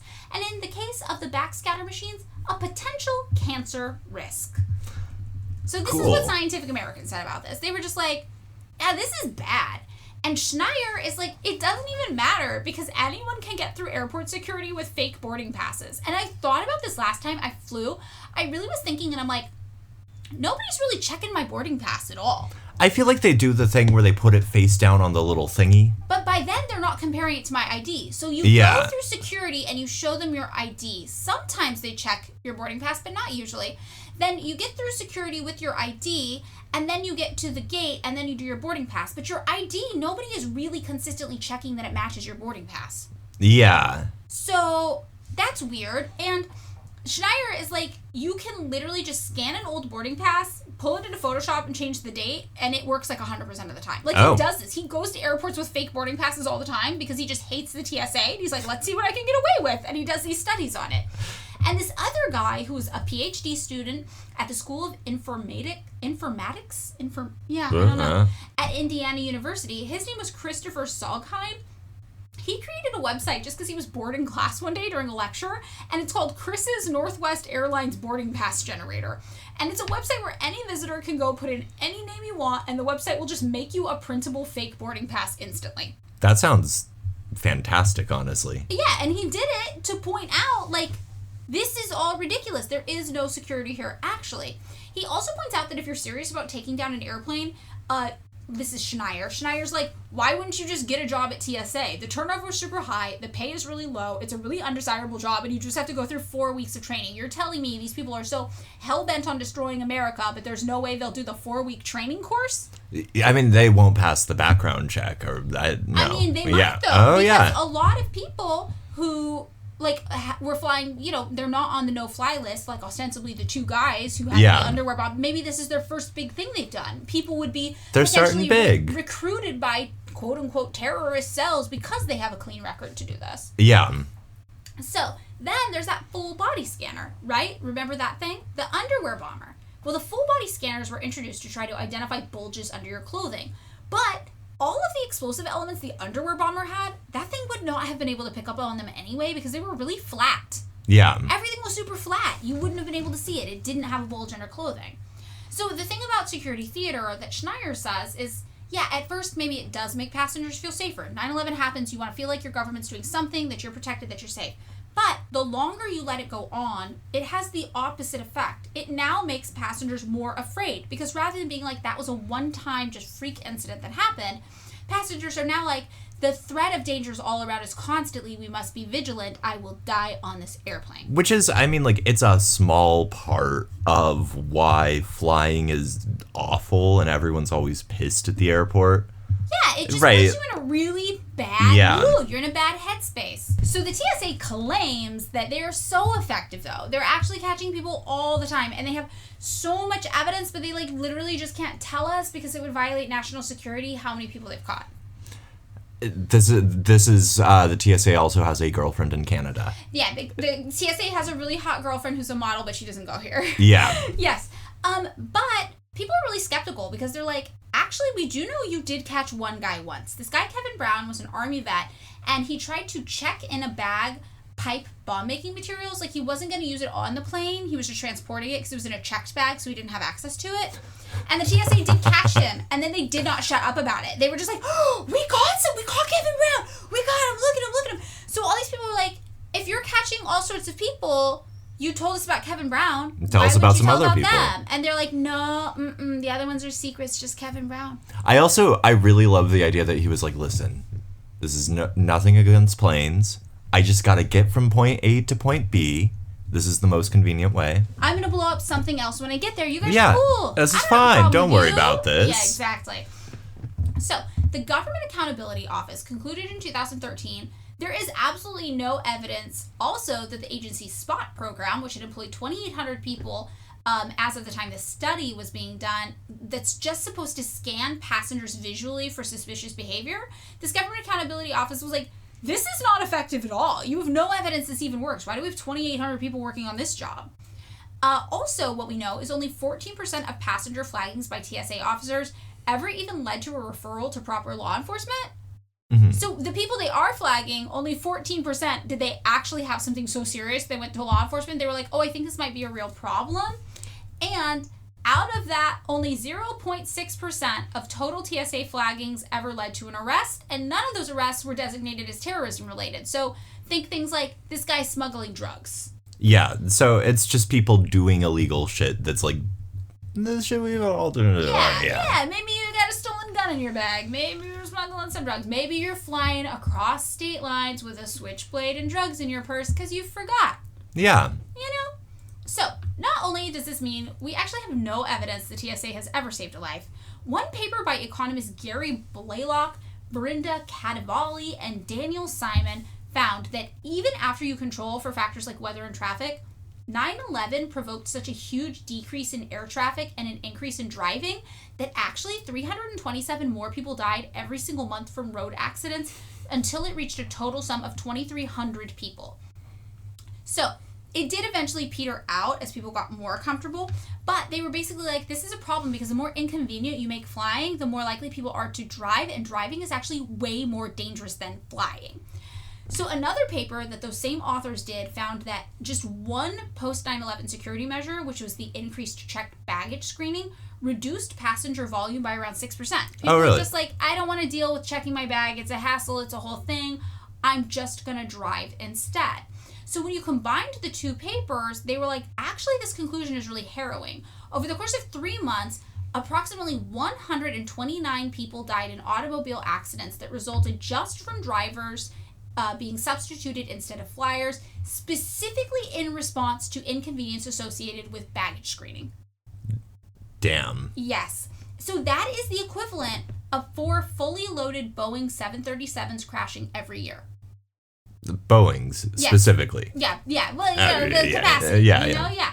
So these people are like, actually, when you make it so hard to fly, people are resorting to more dangerous modes of transportation, and this is killing like the equivalent of 4 plane crashes a year. Oh, yeah, no, anytime I think about flying, usually I end up car surfing to my destination. What's a car surf? You don't remember car? This was I feel like this was in the era of like that Jackass and the Tom Green, like where you get out of your car onto the roof. Like the movie Death Proof.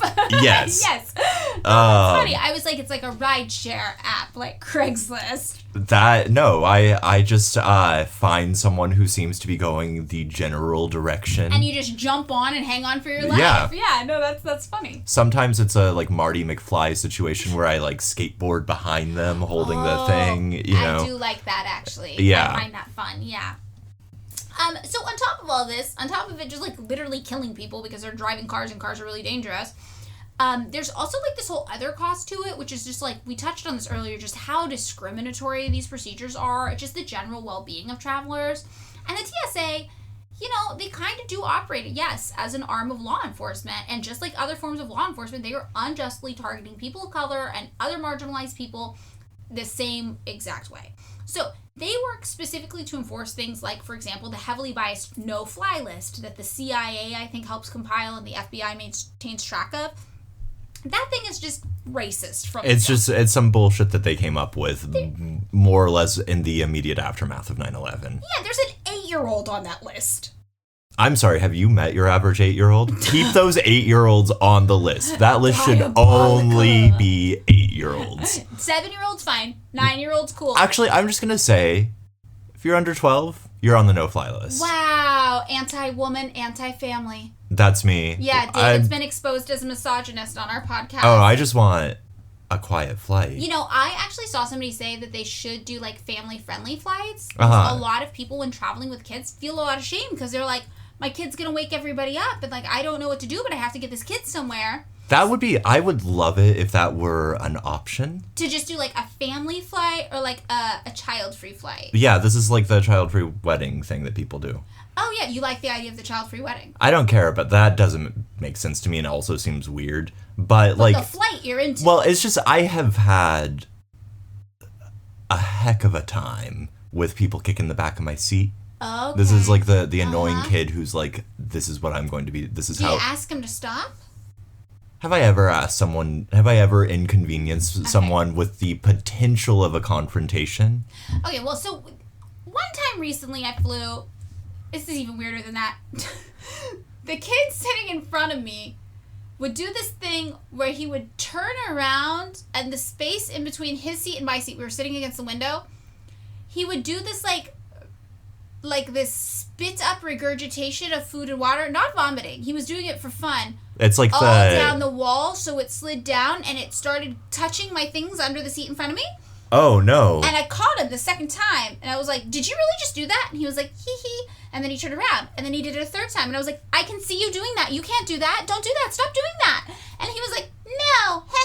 And then he kept doing it, so then I tried to tap his mother, and I was like, your son's doing something really weird. I'm kind of worried about, like, I don't know if he's okay or what, but, like, it's weird. And she was like, I don't know what you're saying to me. And then I was like, okay, do you want to come look? And she was like, no. And then she put on her headphones and turned around. So then I had to tattle on them, and I had to get the airline lady, and I had to be like, this is happening. And as she came up, the little boy turned and did it again, and the airline woman was like, oh my God! She was like, why is he doing that? And I'm like, I don't know, I imagine having a kid is really, really hard. So then the woman came up to the mom, and she was like, take your headphones off, and she was like, you need to see what your son is. I can't even explain it, it's so weird. And the woman was like, oh, why is he doing that? How long has he been doing that? And I was like, lady, he's been doing it the whole time. I tried to talk to him about it. It takes a village, I know, but this kid does not think I'm this is I don't want to be a part of any of, like, I am already very, very stressed out. I don't want kids spitting on my luggage. I mean, nobody wants kids spitting on your luggage against the wall that's half spit, half liquid, and half some sort of food particle from what I can tell. What was the, like, little rhyme that little kids used to do about the, like, seeing the food where they would open their mouth and show you what they ate? Oh, I don't know about that. I feel like this was a thing when I was in elementary school. Oh, seafood. Yeah. Yeah, seafood. Yeah, it was real wild. But, I felt a lot of empathy for that woman. Because I was like, imagine you're just on your plane and you're like, God, I'm so tired. I got the kid on the plane. It's being quiet.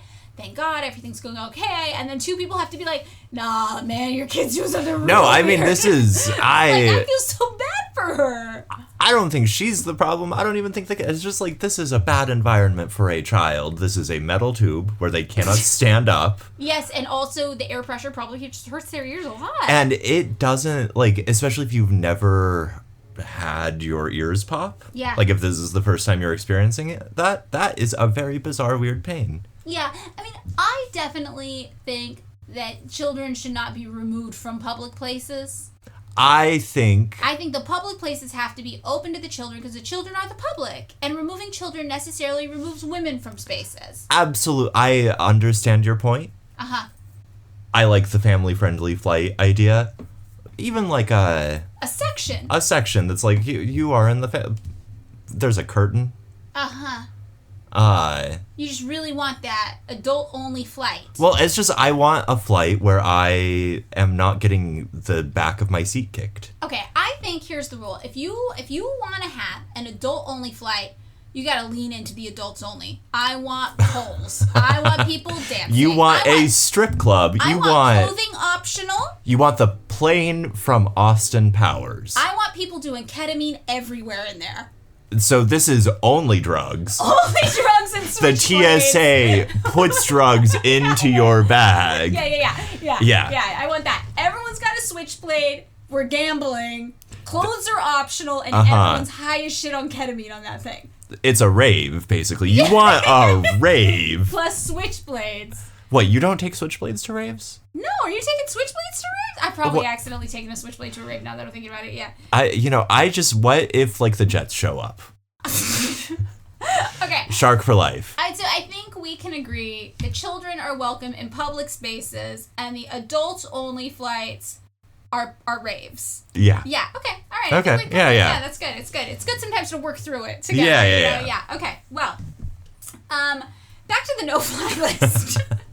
The TSA is like, of course we don't discriminate against travelers on the basis of race, color, national origin, sex, religion, age, disability, genetic information, sexual orientation, or parental status.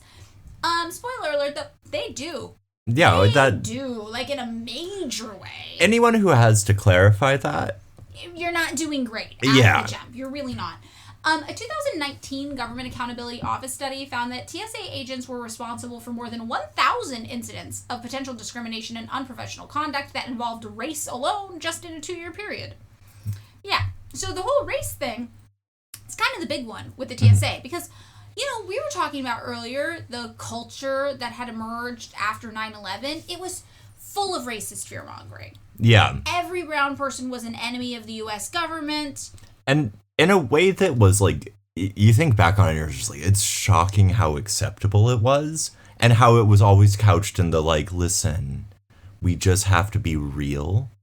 Of course, right. Brown people are terrorists who want to kill us all. Like, that was like, we understand that it's verboten to say anything like this, but unprecedented times, we got it. Yeah, no, it's totally true.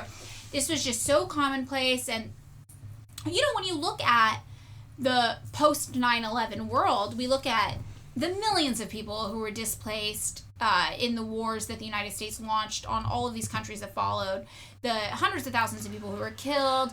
You look at the people in the United States, or even like Canada, who were physically attacked on the street and hate crimes, the dramatic increase in racially motivated hate crimes, Islamophobic hate crimes, anti-Muslim crimes. I mean, it was really, really terrifying, and it was everywhere, and everyone was trying to convince you that, it's for obvious reasons, wink wink, when it was not for obvious reasons. It was really, really, really scary. And a lot of people were justifiably frightened to leave their homes, and their neighbors were, you know, threatening them with guns and knives, and people were being attacked on the street. Again, very terrifying. So this was the culture of what was going on in the United States, and here the TSA comes along, and their whole job is to catch quote-unquote supposed terrorists in a country where every brown person is being called a terrorist, and they're coming out going, well, it's not like we're being discriminatory about it. And among other things, it becomes, because it is an arm of the state, it becomes like, oh, well, this is the thing that justifies all the other things. It's like your big brother state guy, like your big daddy state is doing it. Yeah. So you get to do it too. So everybody's doing it. It's so normal. So we have some cases. I mean, there are so many cases like this. There's too many to list. But we have four people who we know have like talked about it publicly and are okay with people talking about their stories. So one is somebody named Katie Abdu, who was 14 years old in 2002. So she's a child. She's on her first post 9/11 flight, but she had flown pretty regularly over the past 6 years, always as an unaccompanied minor, which is the program where airline employees will escort you if you're a child under the age of 18 from check-in until boarding, you know, the whole system. So she knew after 9/11, she's like, okay, security is going to be more intense for me, because everybody knew. Everybody was like, the racism is abundant. So she said, my dad is Lebanese and Syrian, and my mom is Irish Italian. I have my mom's coloring, but obviously my last name is Middle Eastern. So she's afraid to fly. She's like, everything's super racist. This is going to be bad for me. She passes through screening. She gets on the flight. No trouble. She's like, phew. Just before the boarding doors closed, though, an agent actually came and asked her to go back to the gate with her carry-on and get off the plane. They took her off the plane. She missed her flight. Well, weirder. So she was escorted not by an airline employee, but by a male TSA agent off of the plane, who took her all the way back to the checkpoint and into a private screening room. He didn't explain why she was getting screened again. Instead, he just started bombarding her with questions and searching her luggage. So she was 14, obviously. She's a kid, and she made a joke. She was like, what, do you think I have a bomb up my skirt? And he was like, oh, you have a bomb up your skirt? So he got mad and did a full body pat down on this little girl, putting his hands all the way up and down her body, reaching up her skirt between her legs. And he was alone in this room with her. And she was terrified. So she was eventually released back to her flight. They held the flight for her, which is weird. The whole flight was delayed. Yeah. So it's like, even if you weren't this little girl being basically sexually assaulted by this man in secrecy over your race, and like a racially motivated gender-based hate crime when you get down to it, on top of that, the whole flight, everybody else had to sit there and just wait for it to happen.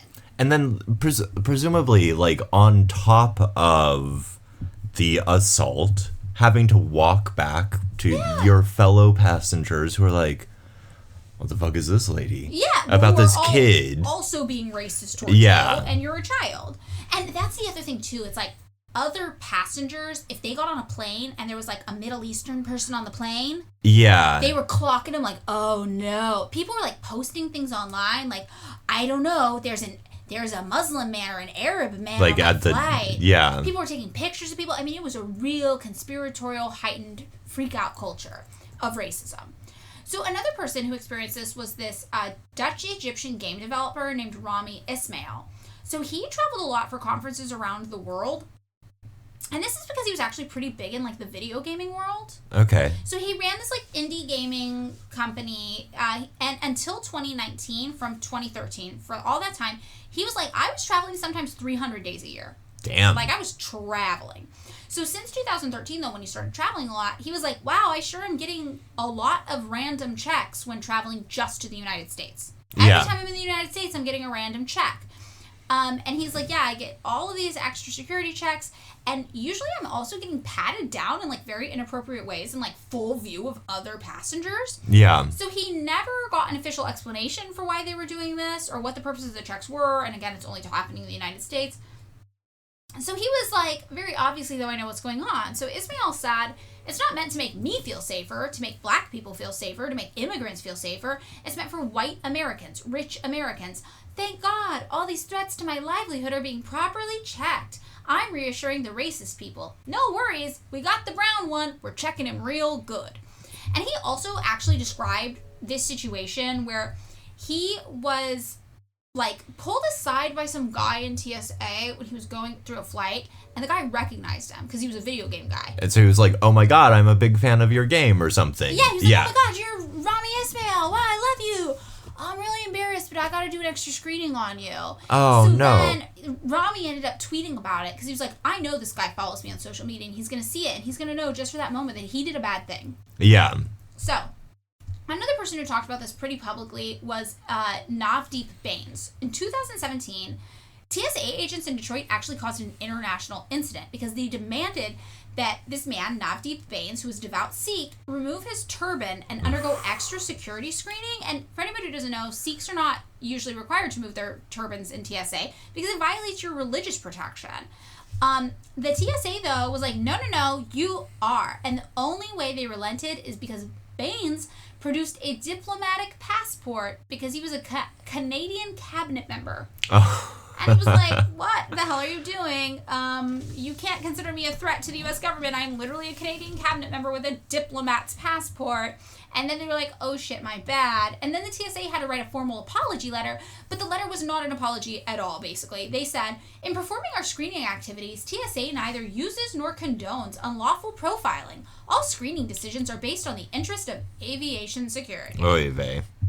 Then there was also Tan France, who was the Pakistani star of Queer Eye. Oh, the one with the hair. It goes high. Yeah, I haven't seen the new Queer Eye. But in 2018, he publicly accused the TSA of racially profiling him when he was flying. One former TSA agent, Jason Harrington, he confirmed, actually. He's like, oh, yeah, we were racially and politically profiling certain types of people for extra screening. He was the guy who worked there for, like, a really long time. Remember, yeah. Everybody else, like, quits after 6 months. And he was like, no, I was there for, like, 13 years or whatever. He said it was mostly the Middle Easterners who got the special screening. Yeah. So they knew what they were doing. Other officers reported different types of racial profiling, too, though. Like, one white officer said they just pull aside anyone if they don't like the way they look, if they are black and have expensive clothes or jewelry, or if they are Hispanic.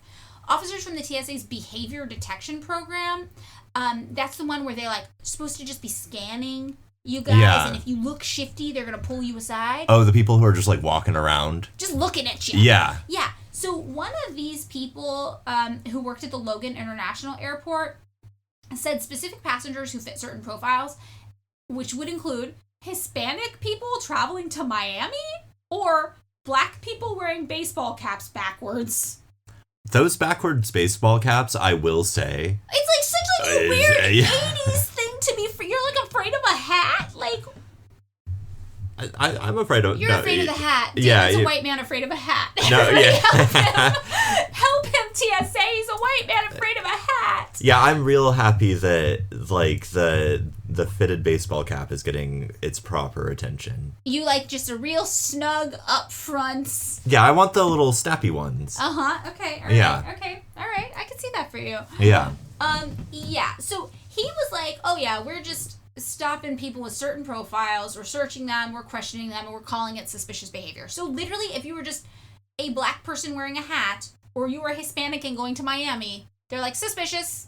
Where there are no Hispanic people in Miami. Obviously not in Miami. Yeah. Very shocking. So Somebody else, this officer who wrote in an anonymous complaint that was obtained by the Times, said the behavior detection program is no longer a behavior-based program. It is a racial profiling program. Yeah. So, point blank. Kenneth Botner, 68 years old, a psychologist and educational consultant in Boston, was traveling to Atlanta for a business trip.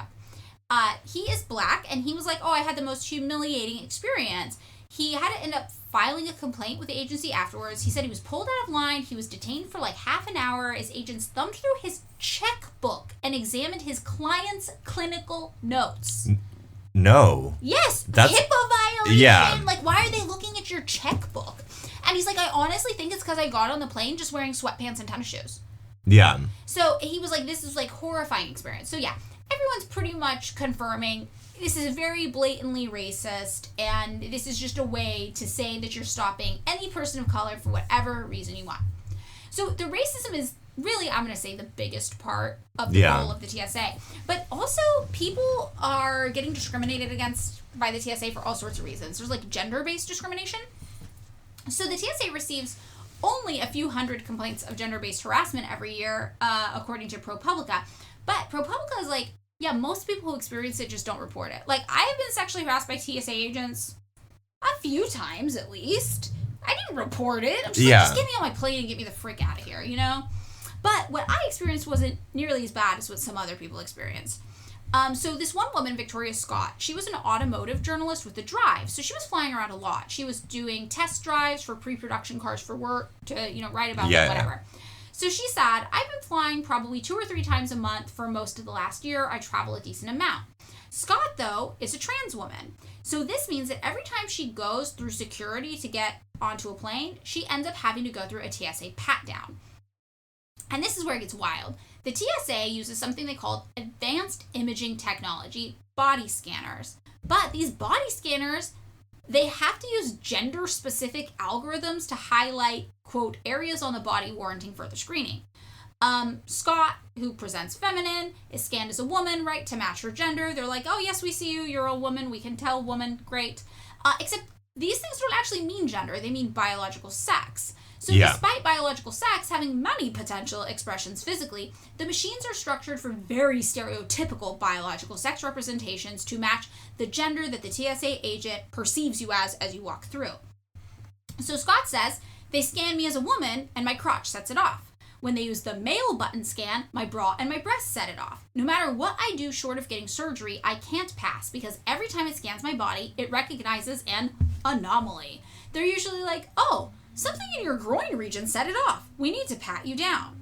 So one day she talks about being patted down at her home airport, and she tells the supervisor who's there with a trainee, this happens to me a lot. I fly all the time. And the supervisor then said to Scott, well, do you enjoy it? Because if you don't enjoy it, you could dress as your birth gender. Oh, boy. Oh, yeah, absolutely wild thing to say. Also, birth gender is literally just what you're assigned. That could be anything. So, not trained at all, obviously, in the difference between gender and sex. Certainly not trained on trans people. And major because 5 out of every 100 young adults in the United States is transgender. Especially not trained, too, on intersex people. Yeah. Yeah, right? So, that's nearly 2 out of 100 people who are intersex. 1.6 million people are passing through the TSA every day. So it means every single day, 80,000 trans people and 27,000 intersex people are potentially dealing with this type of treatment. Yeah. Just to get on an airplane. Because they're like, I don't understand your body. And it's like this very uncomfortable, bizarre, which is like, that's thing. Not something that you should have to be explaining to some like random guy in to a get blue on an airplane. glove. No, this is so wild. So when the supervisor and the trainee were there, and the supervisor said this to Scott, Scott was like, I so badly wanted to say something, anything at all, but I couldn't because she can ruin my day. She can detain me and keep me from going on my trip, so I have no power. Yeah. And this is obviously not nearly as bad as what she experienced, but this is the same thing I thought when like a creepy TSA agent's being creepy to me. I'm like, what am I going to do? Yeah. Give him hell about it and miss my flight? I mean, the funny thing, I know you well enough to know that under different circumstances, almost under any circumstance, you probably would. Yeah, I'm a fighter. And so it's like, it is a testament to how fucking stupid the whole thing is that you're like, I'm gonna let this one. I'm just gonna let it go because I mean, like Scott said, she's like, you're gonna ruin my whole day. You're gonna mess up my whole thing. Especially she's traveling for work, She also said, I have trans friends who just don't fly because they're too scared, and I can't blame them. Yeah. Yeah. So there's this other woman, Jessalyn Levine, and the first time she flew after coming out as a trans woman, of course, she set off the body scanner, and the TSA agent was like, go through again. So she goes through again, and she passes, and the TSA agent then yells in front of everybody, it's okay, I thought it was a man, but it was actually a woman. No. Yeah. Levine, for her part, was like, okay, that was gross. But then she was like, oh my god, did I just get a gender euphoria moment? Which is like cute and a testament to like the spirit of like trans strength right now. And she said, though, it only happened because I was trans, but also someone just loudly yelled that I was a woman in an airport and they could tell just by looking at me. Still, she doesn't think that the brief moment of gender euphoria obviously was worth the extra scrutiny and attention drawn to her. And she's like, really, this is just indicative of how flawed these machines are. Like, they can't tell the difference between bra underwire and copper electrical wire. So the algorithms will just actually tell the scanner, just ignore that whole area of the body because we can't tell. Oh. So to assume, for example, that if, like, there's some things, you know, like a female is supposed to have long hair and extra flesh and clothing around her chest, but nothing protruding from her groin, and vice versa for a male, they'll literally just be like, female, ignore the titties. Male, so ignore what you're the groin. telling me, if you want to smuggle bomb stuff, Put them under your titties. Yeah. Yes, yeah, that's, I think, what I'm getting at, yeah. Okay. But it's really stressful for these women who are just trying to fly, and they're like, why are we dissecting my genitals right now just for me to get on an airplane? It is the creepiest thing in the world. So, another person named Monica, she's like, I am routinely flagged by the TSA just because I look androgynous. She's a cisgender woman, but she's like, you know, I'm pretty much a walking rectangle when I wear baggy clothes. I have short hair. I usually wear jeans and a t-shirt. That's what's comfortable. Every time I go through the TSA, I get flagged. So out of the 6 most recent times she flew, she said she was patted down 3 times. And she said, it's a reminder that you're other, even if in your everyday life you don't feel like it. Yeah. So she's walking through and they're like, we can't tell her gender. So they're just hitting buttons and it's a 50-50 chance. And then she's going to have to get like pulled aside and patted down. So another group of people who are really susceptible to the discrimination that comes at the hands of the TSA is disabled people. Yeah, that makes sense. Yes. This, like, they're all really, really bad. This little girl, though, 12 years old, Shelby Walser, she had brittle bone disease, and she was actually flying from Dallas-Fort Worth to Tampa, Florida to receive treatment. She was randomly selected for an explosive screening on her way through security, a 12-year-old girl in a wheelchair. Yeah. Her mom said that her daughter somehow tested positive for explosives when a screener swabbed her palms and fingers in one of those random tests. And they were like, the most we can tell is that we, like, live on a farm and, like, the chicken feed has nitrate in it or whatever. So she said that she had to watch her daughter be separated from her for an hour. And her daughter was going through this alone, 12 years old. She was so afraid. She was embarrassed. She was crying. And she was powerless as a mom. Yeah. She just had to let this happen. There was also this congressional intervention specifically over how disabled people have been treated by the TSA flying. Like in 2018, Congress demanded that airlines and the TSA make flying better for people with disabilities. But by 2021, NPR was reporting that passengers were like, there has been literally no improvement. Nothing has happened here. So one woman, Heather Leiterman, is blind, and she was told by a TSA agent that she had to take the harness, collar, and leash off of her guide dog. And she was like, oh, I can't do that because then the dog will just be loose.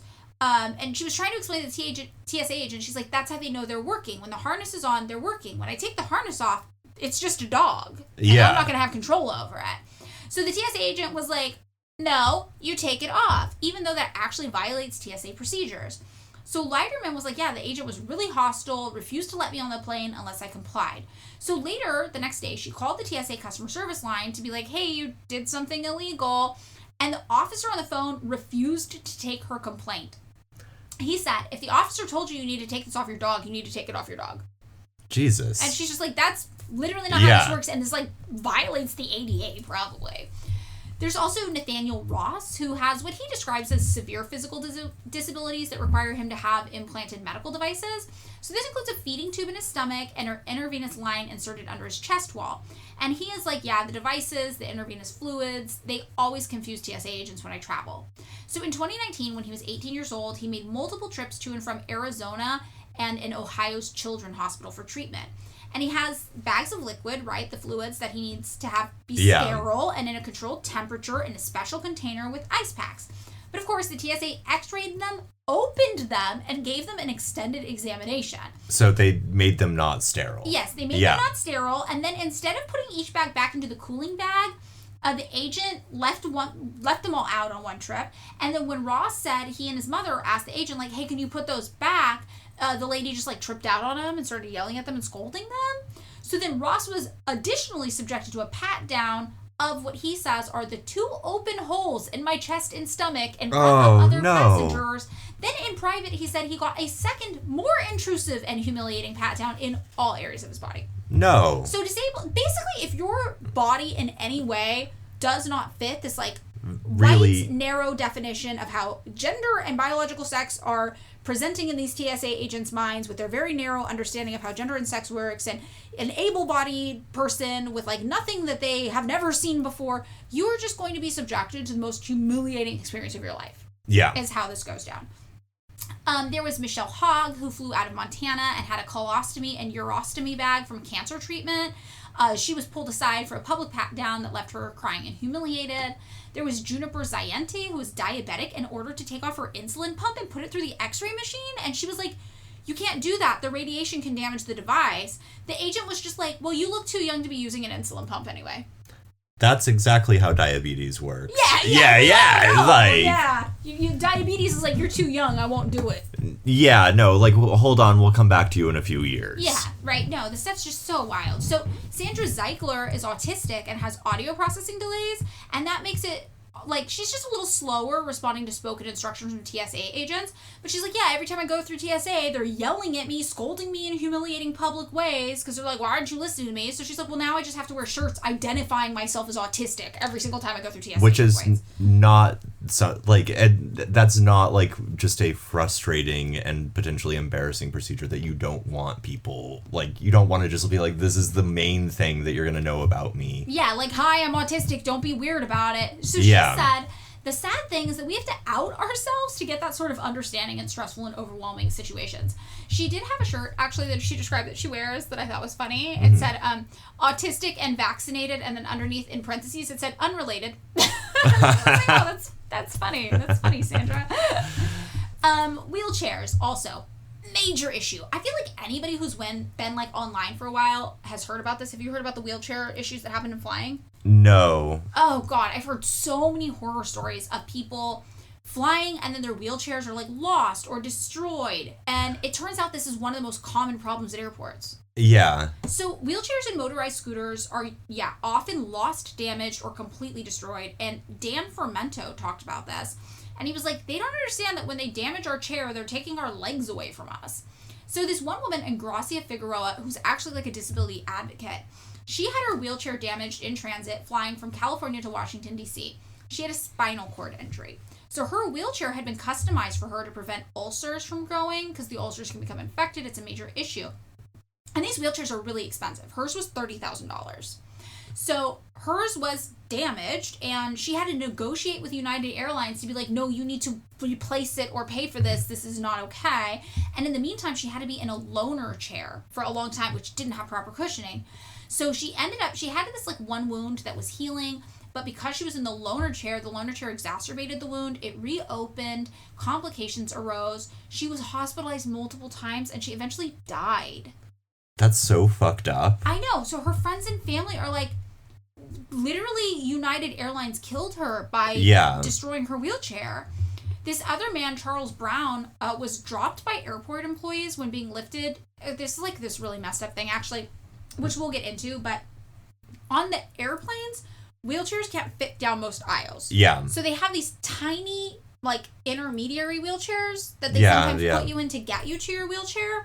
I have also, though, been on airplanes with people who are on wheelchairs, and literally someone just has to carry them all the way down the thing. Yeah. It's like this really bizarre, like, how is there not a better solution for this? Probably humiliating, and it's slightly a design flaw, and just, like, how, like, airplanes are constructed, again, in a way that privileges certain kinds of bodies over others. Totally. So this man, Charles Brown, is getting lifted by airport employees to be put into the small wheelchair to transport him through the narrow airplane aisles to get to his wheelchair.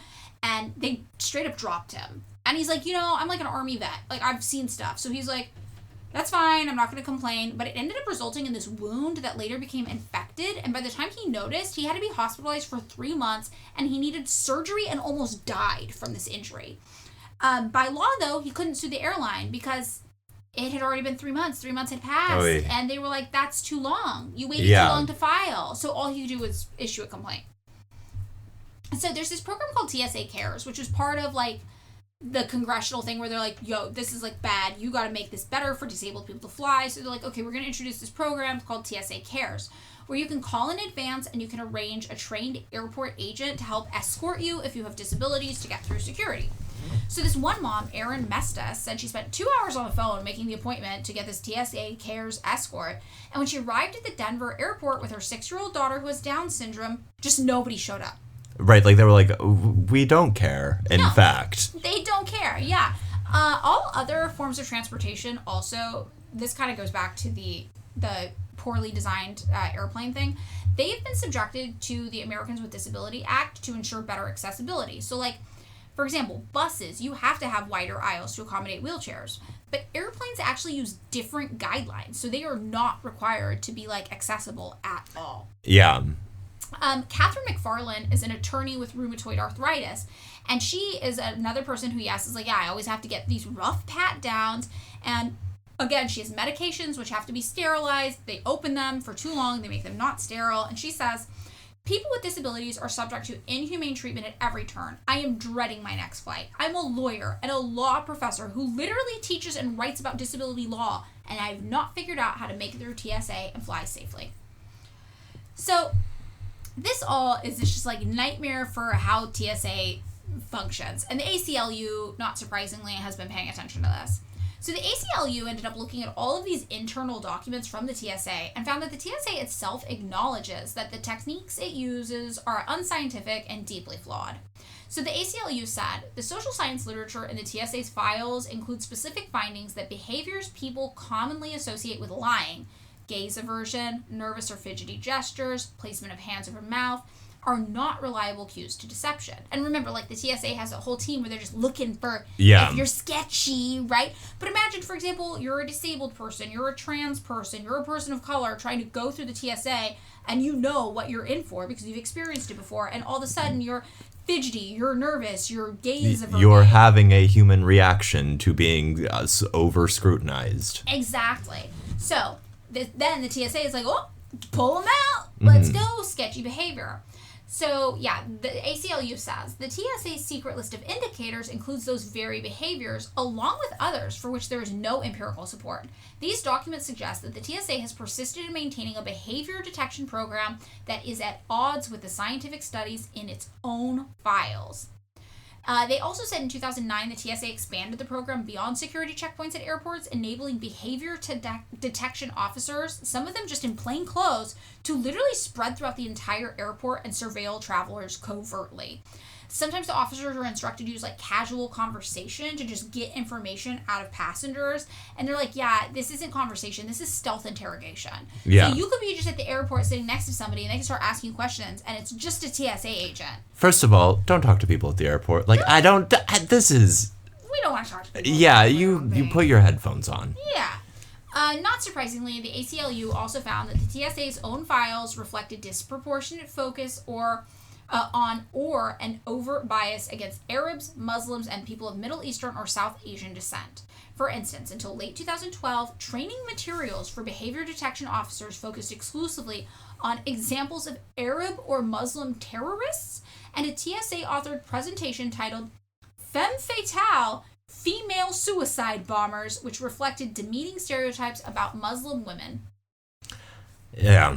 So, their training materials are like, yeah, it's the brown Arab Muslim people. And then everyone's like, wow, it seems like you're really targeting brown Arab Muslim people. And they're like, we would never do that. That makes sense. So, okay, obviously people all hate the TSA. Everyone hates the TSA. Scott Becker, who worked for the TSA at Chicago O'Hare, the one that worked from 2002 to 2015 again, says, we have passengers that just hate the TSA. Officers are often referred to on checkpoint as traitors, Nazis, child molesters to their faces because they got pat downs and they're taking the pictures of the kids.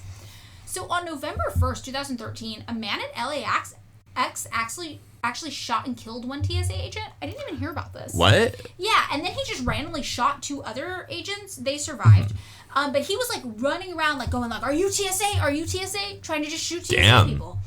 Another man sprayed a TSA agent in the face with wasp killer and then slashed a second one with a machete in New Orleans at the airport. A woman in Florida brandished a knife and shouted, "I know my rights," while forcing herself through a TSA checkpoint in Orlando.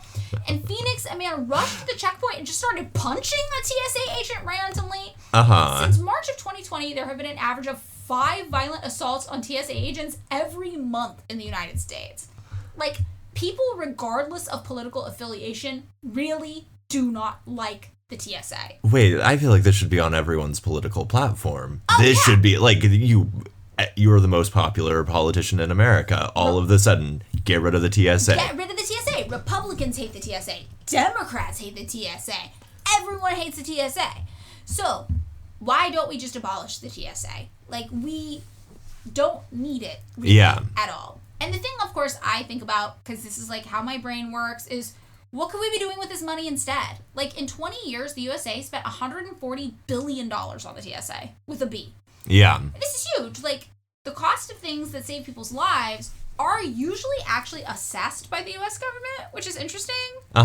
So, basically, the US government decides a human life is worth a certain amount of money, and then they're like, if the government spending goes up to this amount, that's fine. But if it goes over, it's not. So they have like the the most inhumane like actuary working there, just being like, I don't know. Here's the cost to save a human life that's worthwhile. We're going to maybe form like a panel. A death panel, if you will, a death panel. Yeah. David, if you had to guess, how much do you think the U.S. government values a human life at? Like just any human life? Yeah, just a random human life. An average human life. I'm gonna give it like a good $20. Oh, okay. No. It's like probably like $100,000 or something. It's actually $10 million. Oh. They're like, if it saves one life, we will allocate up to $10 million of funding. And most kind of like government measures are pretty cheap. So like mandatory seatbelt laws, those for every life they saved cost $138. Really cost effective way to save a lot of lives. Railway crossing gates, the ones that are like ding, ding, ding, ding, ding. Oh, yeah. So you don't get hit by a train. Those cost around $90,000 for every life they save. Oh, that's totally worth it. Yeah, so they're like, look, as long as we're doing something and it costs less than $10 million per life saved, we're going to be okay with backing it. And I think this is just really funny for the U.S. government to be like, your life is worth $10 million. I don't think insurance companies think my life is worth $10 million. No. I don't, like, no one think, like... The federal government is being extraordinarily generous about, let's just say, me specifically. Yeah, I mean, well, it's an average, so it's like they're probably looking at like like the 12 rich dudes, like the guy, like a Halliburton guy. Oh yeah. They're like, oh, we gotta average him with like. I'm really dragging down the curve over here. yeah, exactly. With you and me, for example. Yeah. So the thing about this is interesting though is that like by the U.S. government's own rubric, the TSA is not cost effective enough to make the cut to save a human life. Yeah. Okay, so if you assumed, here's the math, assume the agency is 100% effective. They never miss anything. As opposed to less than 5% effective. Yeah. We're going to assume they're 100%, not 5% effective. Also, we have to assume that if there is any terror attack in the United States, this is the agency that is 100% responsible for stopping it. Not the FBI, not the CIA, not local police. It's all TSA, baby. Not the people in economy going looks like this guy's underwear seems to be on fire. Yeah, something should happen. Not your fellow plane passengers. No. 100% TSA. And let's assume that there's a terror attack attempt the size of 9/11 happening at least once per year. Okay, that sounds rational and not like a real fear-based way to live. Right, okay. So we're assuming, again, we're looking at one potential 9/11 per year. The TSA is the only thing standing between us and that, and they are 100% good at their jobs. They have never failed. And that 4 weeks of training, they're just crushing it. Even then, if all of that was true, which we obviously know isn't, but even if it was, it would still cost $15 million per life it would save to have the TSA. Worth it, obviously. Over budget. Yeah. Over budget. In reality, though, people are like, this is actually not saving very many lives or any lives. So the cost is probably more like $667 million per life saved. Mm-hmm. Which, like, think about how many lives you could actually save with $667 million. Like, better. Yeah. Right? Like, more than 8 million Americans, for example, are spending $6,000 per year on insulin. And 1.3 million Americans are currently rationing insulin, which is deadly and very dangerous. So with that same price, we could potentially save 111,166 people from having to ration insulin with just that budget alone. They have nearly an $8 billion annual budget. And again, that is for a useless government branch that does absolutely nothing. From what we can tell, that didn't even exist until you and I were in high school. And it is hard not to imagine what we could do with an extra $8 billion per year to just go back to the way things were, because they don't actually do anything. Jesus. Yeah. Yeah. $8 billion, for example, is enough money to end homelessness in California.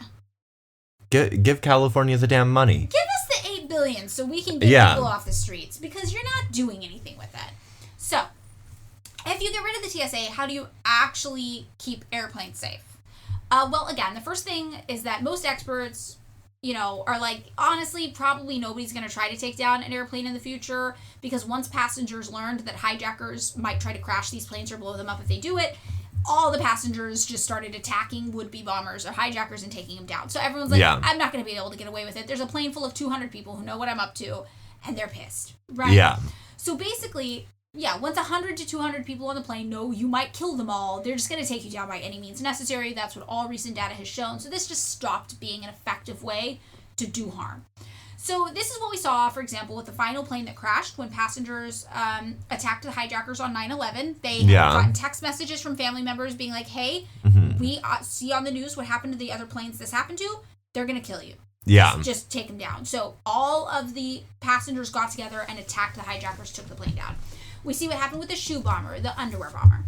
So that guy, Bruce Schneier, the one who, invented the term security theater and is like, you can just print your own boarding passes. None of this works. He said the only useful airport security measures since 9/11 were locking and reinforcing the cockpit doors so any terrorists, couldn't break in, and positive bag matching. That's ensuring that people can't just put luggage on planes and then not board them. Yeah. And he said teaching the passengers to fight back. The rest is security theater. So, the only way to really keep people on airplanes safe is to stop U.S. imperialism, obviously. I mean, yeah. So, people hate us for a reason. Nobody ever stopped to look at, this is the same thing when my mom called me and I was like, well, this was bound to happen. Nobody in the United States really wanted to take a long, hard look at, why people from other countries wanted to take us down. This is not to also talk about the U.S.'s long history of funding and supporting many of those groups in the 80s. Oh, I actually wanted to talk about that. Oh, okay. Is that where we're going next? That's where we're going. Okay. So, to really understand how you stop people from hijacking planes to try to fly them into our buildings and terrorize us. We'll probably stop funding them. Yeah, we should probably talk about our role in making this happen. So, why did 9/11 happen? Why do we even have the TSA today? And we did talk about this again briefly in our episode about ICE, and the podcast Blowback does a great whole season. Oh, yeah, if yeah. you want a deep dive. So we're just going to get into a little bit. But yeah, 9/11 happened directly because of the United States' obsession with destabilizing other countries around the world. This goes back to 1986, the year we were born. Oh, great year. Also the year CIA Chief William Casey was in the middle of fighting the Cold War against the USSR, right? Yeah. Everything comes down to this country hating communists. Anything bad that's happened, a lot of times you can look at it and be like, well, it stemmed from us just being obsessed with fighting communism. Or it stemmed from an obsession with racism and eugenics. Those are oftentimes hand in hand. Oftentimes hand in hand, yeah. So, CIA Chief William Casey in the 80s persuaded Congress to provide the Mujahideen with American-made anti-aircraft missiles. So he was like, these groups will help shoot down Soviet planes going over them, and they will provide U.S. advisors here. We're going to provide them to train their guerrilla fighters. The Mujahideen obviously, in Afghanistan, they're guerrilla fighter groups, right? So the CIA works alongside Britain's MI6 and Pakistan's ISI, the Inter Services Intelligence Agency, and they agree that they're going to use these Mujahideen guerrilla fighters to launch attacks into the Soviet Socialist republics of Tajikistan and Uzbekistan, from where Soviet troops in Afghanistan are getting their supplies. So this is a way. So the United States is like, if we get all involved in this region, we're going to be able to kind of make things hard for the USSR. The idea sometimes is put as like they were going to make Afghanistan the USSR's Vietnam, right? Yes. Like we are going to make this like this insane quagmire that they can't extricate themselves from. Correct. Yeah. So, in March of 1987, small guerrilla fighter units crossed the river from bases in northern Afghanistan, and they launched their first rocket attacks against villages in Tajikistan. And Casey, the CIA guy, was like, oh, that worked well. Yeah. So he's like, we got to do more of this. So on his next super secret visit to Pakistan, he's like, hush, hush, we're going to cross the border, we're going to go into Afghanistan, and I'm going to go personally review the Mujahideen groups who are attacking Tajikistan kind of on our behalf, kind of with our help. So he goes and he checks out these kind of, I'm going to say like paramilitary training groups, recruitment groups. And he's like, this is going well. So the CIA is going to help support this. And we're also going to support this Pakistan ISI initiative where Pakistan was like, we're actually going to try to find people who are like radically religious. People from all over the world.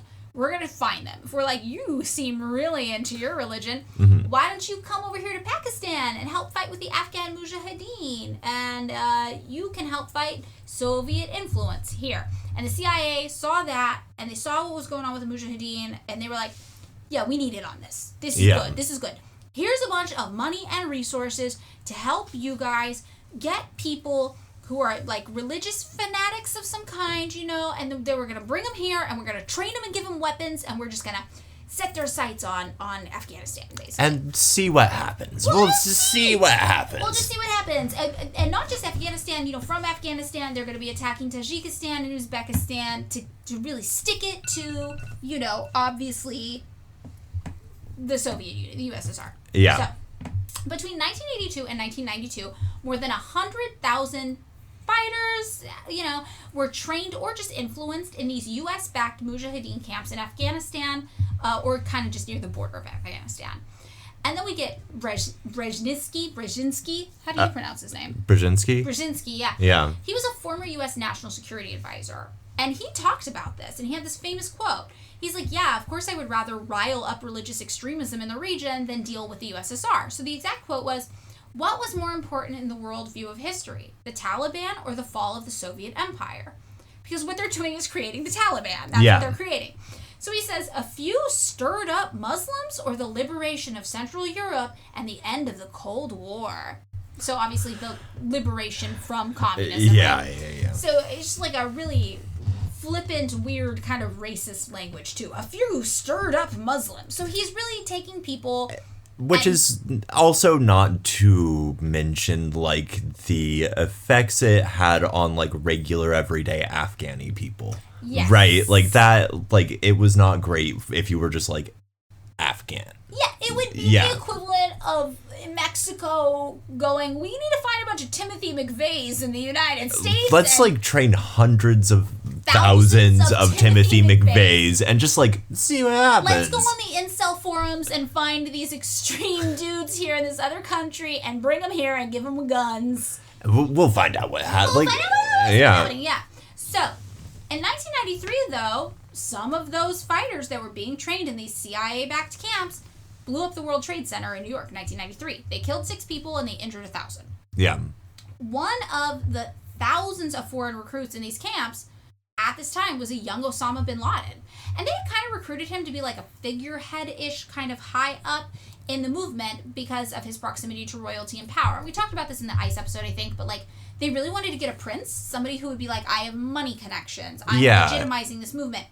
But they couldn't get a prince because they were like in the middle of the desert and it just was not a luxury experience. They hadn't invented glamping yet. Yeah, there was no glamping. They were like, we're not attracting a prince. But, Osama bin Laden had some family connections. He was like a bourgeois kind of guy, right? So he didn't really have political ambition, really. He wasn't really religious. He wasn't really radical. But soon he was getting radicalized in these CIA-backed camps. He just needed a little push in the right direction. Yes. So these CIA camps were really like indoctrinating people into religious extremism to give them the motive, the impetus to fight this war on the United States' behalf. So he says that he took part in some ambushes against Soviet troops in Afghanistan, but mostly he used his wealth and Saudi donations from family connections to build up these Mujahideen projects and spread Wahhabism, which is Saudi Arabia's dominant faith. It's like a form of Islam that focuses on a more literal interpretation of the Quran. So he's like, I'm going to do proselytizing for religious reasons and also money to build up this movement. So by 1990, Saudi Arabia invited 540,000 American troops to fight against Iraq. And bin Laden was like, no, this goes against all of the extremist indoctrination I've been receiving at these CIA-backed camps, whatever. He's like, we shouldn't have Americans here. Like, we should keep this just like Muslim people in this country, like Arab only. Like, why are we inviting the Americans here? So in 1992, he left for Sudan, and he was criticizing the Saudi royal family for inviting the Americans in. And he was pushing them so hard that they ended up revoking his citizenship, which is like pretty extreme. So he got mad, and then he gathered veterans of the Afghan war who were all, slighted by the subsequent victory of the American troops over Iraq and the Saudi leadership allowing the U.S. military to just like set up post in the region and stay there even after the fighting. And a lot of people were like, I don't understand why the Americans are so involved in our region. I'm looking at them. They're bad. Why are they here? And he's like, yeah, I don't understand why they're here either. I'm building an army. Come join in. So in 1996, he issued his first declaration of jihad against the Americans. And he's like, you are occupying Saudi Arabia with your military presence here in the region. He then befriended Taliban leader Mullah Muhammad Omar in 1997. And he moved to Afghanistan under the protection of the Taliban. And this is when the CIA was like, oh, no. Oh, we've done something bad. Do you think Brzezinski was like, ooh, I hope nobody discovers the weird things I said a few years ago. That might get real awkward. Yeah, especially because at this point, we're in 1996 and 1997. The USSR, 1991, was gone. And destabilized in ways that created its own horrible, horrible problems for the people living there. That is totally true. Yeah, the USSR collapsing marked the single greatest loss in life expectancy ever documented in modern history. Yeah. So, the CIA now is like, we're not fighting the USSR, but we may have done something bad with this whole Taliban Osama bin Laden thing. But it's an opportunity. There are growth opportunities here. Maybe, but they really start to pay attention. And in August 1996, they're getting a little worried. So a U.S. State Department report in 1996 said bin Laden was, quote, one of the most significant financial sponsors of Islamic extremist activities in the world. The report said that bin Laden was financing terrorist camps in Somalia, Egypt, Sudan, Yemen, and Afghanistan. Yep. The CIA-backed camps in Afghanistan that they had helped create. So in April 1996, President Clinton signed the Anti-Terrorism Act, which allowed the United States to block assets of terrorist organizations. And the first thing it was used to do was block bin Laden's access to his fortune of an estimated $250 to $300 million. Because remember, he was a rich kid. Yeah. So a few months later, Egyptian intelligence declared that bin Laden was training 1,000 militants to bring about an Islamic revolution in Arab countries. So in 1998, they issued a manifesto, and they said, for more than 7 years, the United States has been occupying the lands of Islam in the holiest places, the Arabian Peninsula, plundering its riches, dictating to its rulers, humiliating its people, terrorizing its neighbors, and turning its bases in the peninsula into a spearhead through which to fight the neighboring Muslim people. The ruling to kill the Americans and their allies, civilians and military, is an individual duty for every Muslim who can do it in any country in which it's possible to do. So, again, we created all of this by getting our hands in here, and people noticed, and they were like, we don't want you here, So as the American air war against Iraq was escalating in 1998, we just got like a mess in the region. Bin Laden called on all Muslims to confront, fight, and kill Americans and Britons. Not just us, the British too. It's our, we got our little cast of evil characters here that help us do all this horrible shit around the world. And in August 1998, the U.S. embassies in Kenya and Tanzania were bombed, and 220 people were killed. And the U.S. was like, this was Osama bin Laden. So they retaliated by firing 70 cruise missiles into bin Laden's camps. And by November 1998, the USA was offering a $5 million reward for bin Laden's capture. So then bin Laden was like, well, it's my duty now to acquire chemical and nuclear weapons to use against the United States. And as you can imagine, this just escalated into this like full-blown covert war. Like we never properly claimed anything going against Osama bin Laden. You know, we had the Gulf War, we had like military activity, but we really just have this system of doing military activity without naming it. No, I mean, I do remember the Somalia and Tanzania bombings as like there being like a weird significant retaliation. We would have been what, 12? Yeah, we were around 12 when this happened. Yes. And that, like, I remember that as being like, oh, I'm listening to this in like my dad's truck on the way, like on NPR, and being like, this seems bizarre. Yes. Yeah. But, you know, the thing we were told when 9/11 happened a few years later is that this was an unprovoked attack. That Osama bin Laden just hated us for our freedom. Yeah. I mean, you know, we created the organization that became the Taliban. We funded the Taliban. We funded Osama bin Laden. We had been meddling in the region for decades. Our CIA back to the camps that trained him. Yeah, it's one of those things where it's like, it's not just that we did imperialism and like one of the knock-on effects of imperialism is that people fight back. But we like literally made this group. Yeah. Yeah, we were like, let's put the pieces together. Yeah, no. But none of this was explained to us. Instead, we were told that Americans were innocent victims of a bad man. And, you know, it's really harrowing to look at we had to watch the 9/11 footage on repeat, like David said. We watched it in every single class. I don't recommend watching it. These are innocent people who, I just think this, I'm like, imagine going to your shitty fucking job that you hate where your boss is an asshole and you die a terrible, terrible death because your government couldn't keep its fucking hands to itself around the rest of the planet. Yeah, I mean, it's one of those things where it's like, well, it's also not like we're not continuing to do, like, this is not learn a lesson. Yeah, like, you know, we are still sending drones around the Middle East and like Central Asia. Yeah. Among other places. This is the thing. This is really the issue. It's like we are spending billions of dollars funding this like new pointless arm of policing here in the United States, the TSA or ICE, for example, to just disproportionately target innocent people of color. We are still continuing to spend billions of dollars on covert military operations around the globe that just create more messes like this, right? I mean, here's the thing. Like, the thing that I always end up thinking is like, it's not ineffective. It's just not effective at the thing that they say, right? Like, it is a really good way to police and harass, like, you know, marginalized people. No, they're right. doing a great job at it, and I would argue that is the intention of the organization. Yeah, it's right, true. like, and it's not making anyone safe in the process. Nothing is getting safe in the process. So, in 2011, Vanity Fair, there was this piece written by Charles C. Mann where he interviewed that guy, Bruce Schneier. The security theater guy. Yeah. And he said, even if the TSA were somehow to make airports impregnable, this would simply divert terrorists to other less heavily defended targets. Shopping malls, movie theaters, churches, stadiums, Fashion Fair, museums. The Fashion Fair Mall in Fresno, California. Yeah. As Schneider said, you spend billions of dollars on the airports and force the terrorists to spend an extra $30 on gas to drive to a hotel or casino and attack it. Congratulations. Yeah, and it's not like airplane tickets are super cheap. Yeah, it's... So, like most things, yeah, the answer is probably not to just try to catch a bad man when something's happening, right? It's to stop things before they begin. And it's probably to realize that the USA ends up usually being the baddest guy in all of this. Because we create the conditions, we create the villains, we give them every reason to hate us, and we literally give them the weapons and funding and means to do it.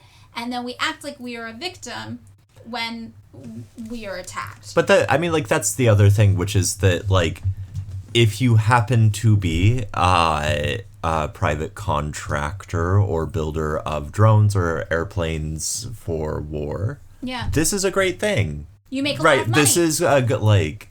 It's good for business. It's good for business. It is one of the few stimulus packages that we do as a country for people. Like, it's military. And it just goes into the military sector. Yeah. No, it's so true. And it's like the longer the United States is going to make the rest of the world a casualty of our pursuits to like impose American hegemony, right, worldwide, and also preserve capitalism through fruitless military endeavors, like the longer we do that, the more enemies we are going to have. So like the way to keep people safe is to engage in more diplomacy and less like military meddling. But this isn't even brought up as a potential solution to the issue of the quote-unquote the terrorists on the airplanes. Yeah. So what is actually happening, rather than us addressing the fact that this is why this all happened and this is where this all came from?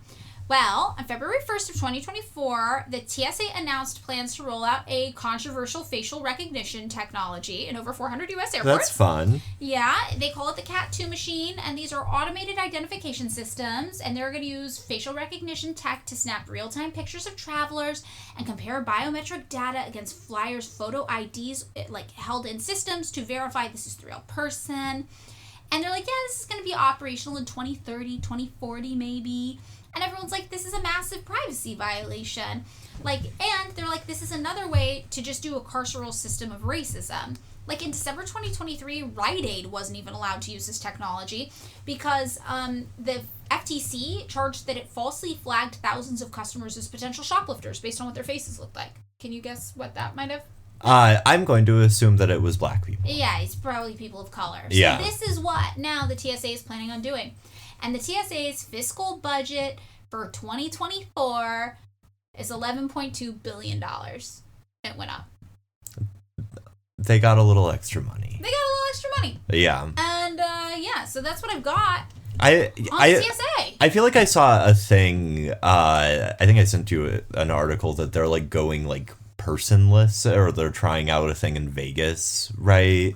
Where they're trying to not have agents and have everything be kind of automated where you just do it yourself. Well, they are now trying to cut back on smaller airports. Oh, okay. So, like, Vegas is a smaller airport, and people are starting to get mad. But, again, they do still have an $11.2 billion budget. They're just using it in different ways. Yeah, and, I mean, my tendency is to think that the sort of like surveillance aspects are going to be sort of more decentralized in ways that like, or more like invisible to us. And more privatized, probably. Yeah. Which is like, you know, and anyone who lives in like a major city understands that to be the case already in terms of like... Oh yeah, when I was in Detroit, it was wild. We were out on like a Friday night in Detroit in a popular area, and they literally had these like pop-up police surveillance, like they were like these tall, I don't know how to, like almost like a lifeguard tower but on land, where the police would surveil you, and they just had metal detectors on the streets, like on the sidewalk, just in a public place. That's so like, it's like, oh my god, I'm walking down the sidewalk, oh, I just went through a metal detector. Yep, exactly. Yes.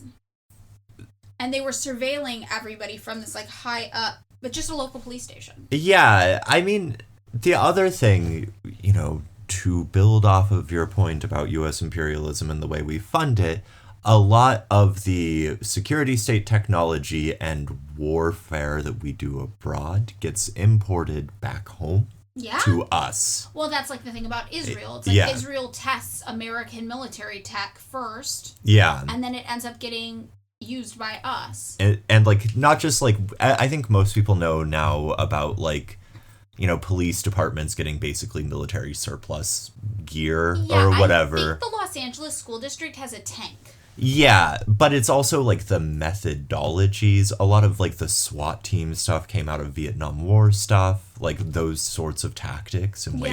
Like the IDF trained the or the NYPD. Sorry. Yeah, and like there's I can't remember his name, but the guy who trained a lot of the SWAT departments that attacked like the Black Panthers and Watts in the 60s came directly out of like, you know, counterinsurgency stuff in Vietnam.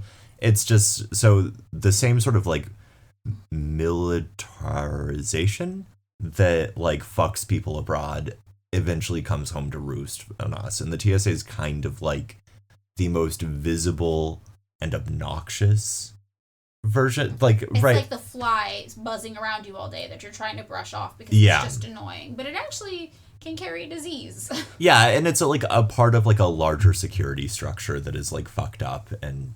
Yeah, totally. So, I know, I feel like we all kind of know a lot about the TSA. Maybe it wasn't the most unique episode for us to do. Yeah, well, we can't be unique every week. We can't be unique every week. Oh, I don't like rhyming on like that makes me feel very grumpy and verklempt. Well, the thing we brought that I think no other podcast about the TSA has brought is the idea to do raves in the sky. Yeah, to do the Switchblade drug plane for adults only. I think that was really a great idea. I thank you for that. I feel like if you're out there and you're a rich guy, yeah, you this is what's find a way to give back. Help me build the sky rave of my dreams. What's the Branson guy? Yeah, Richard Bronson would love this. Yeah, the Virgin guy. Yeah. Yeah. Just make like this baby. Seems like his vibe, right? Yeah, what's up? Let's make it happen. Okay, Fork's yelling at the door, so it's she's telling us we're over. It's late. We're done. Bye. All right. Thanks so much for listening to another episode of Pick Me Up, I'm Scared. If you would like to join us on Patreon, you can find us there at patreon.com/pickmeupimscared. For $3 a month, you can access bonus content there. But if $3 a month is too much for you to spend right now, we totally get it, and we're just happy you're here. As always, you can find the sources for this week's episode just by scrolling down a bit in the description.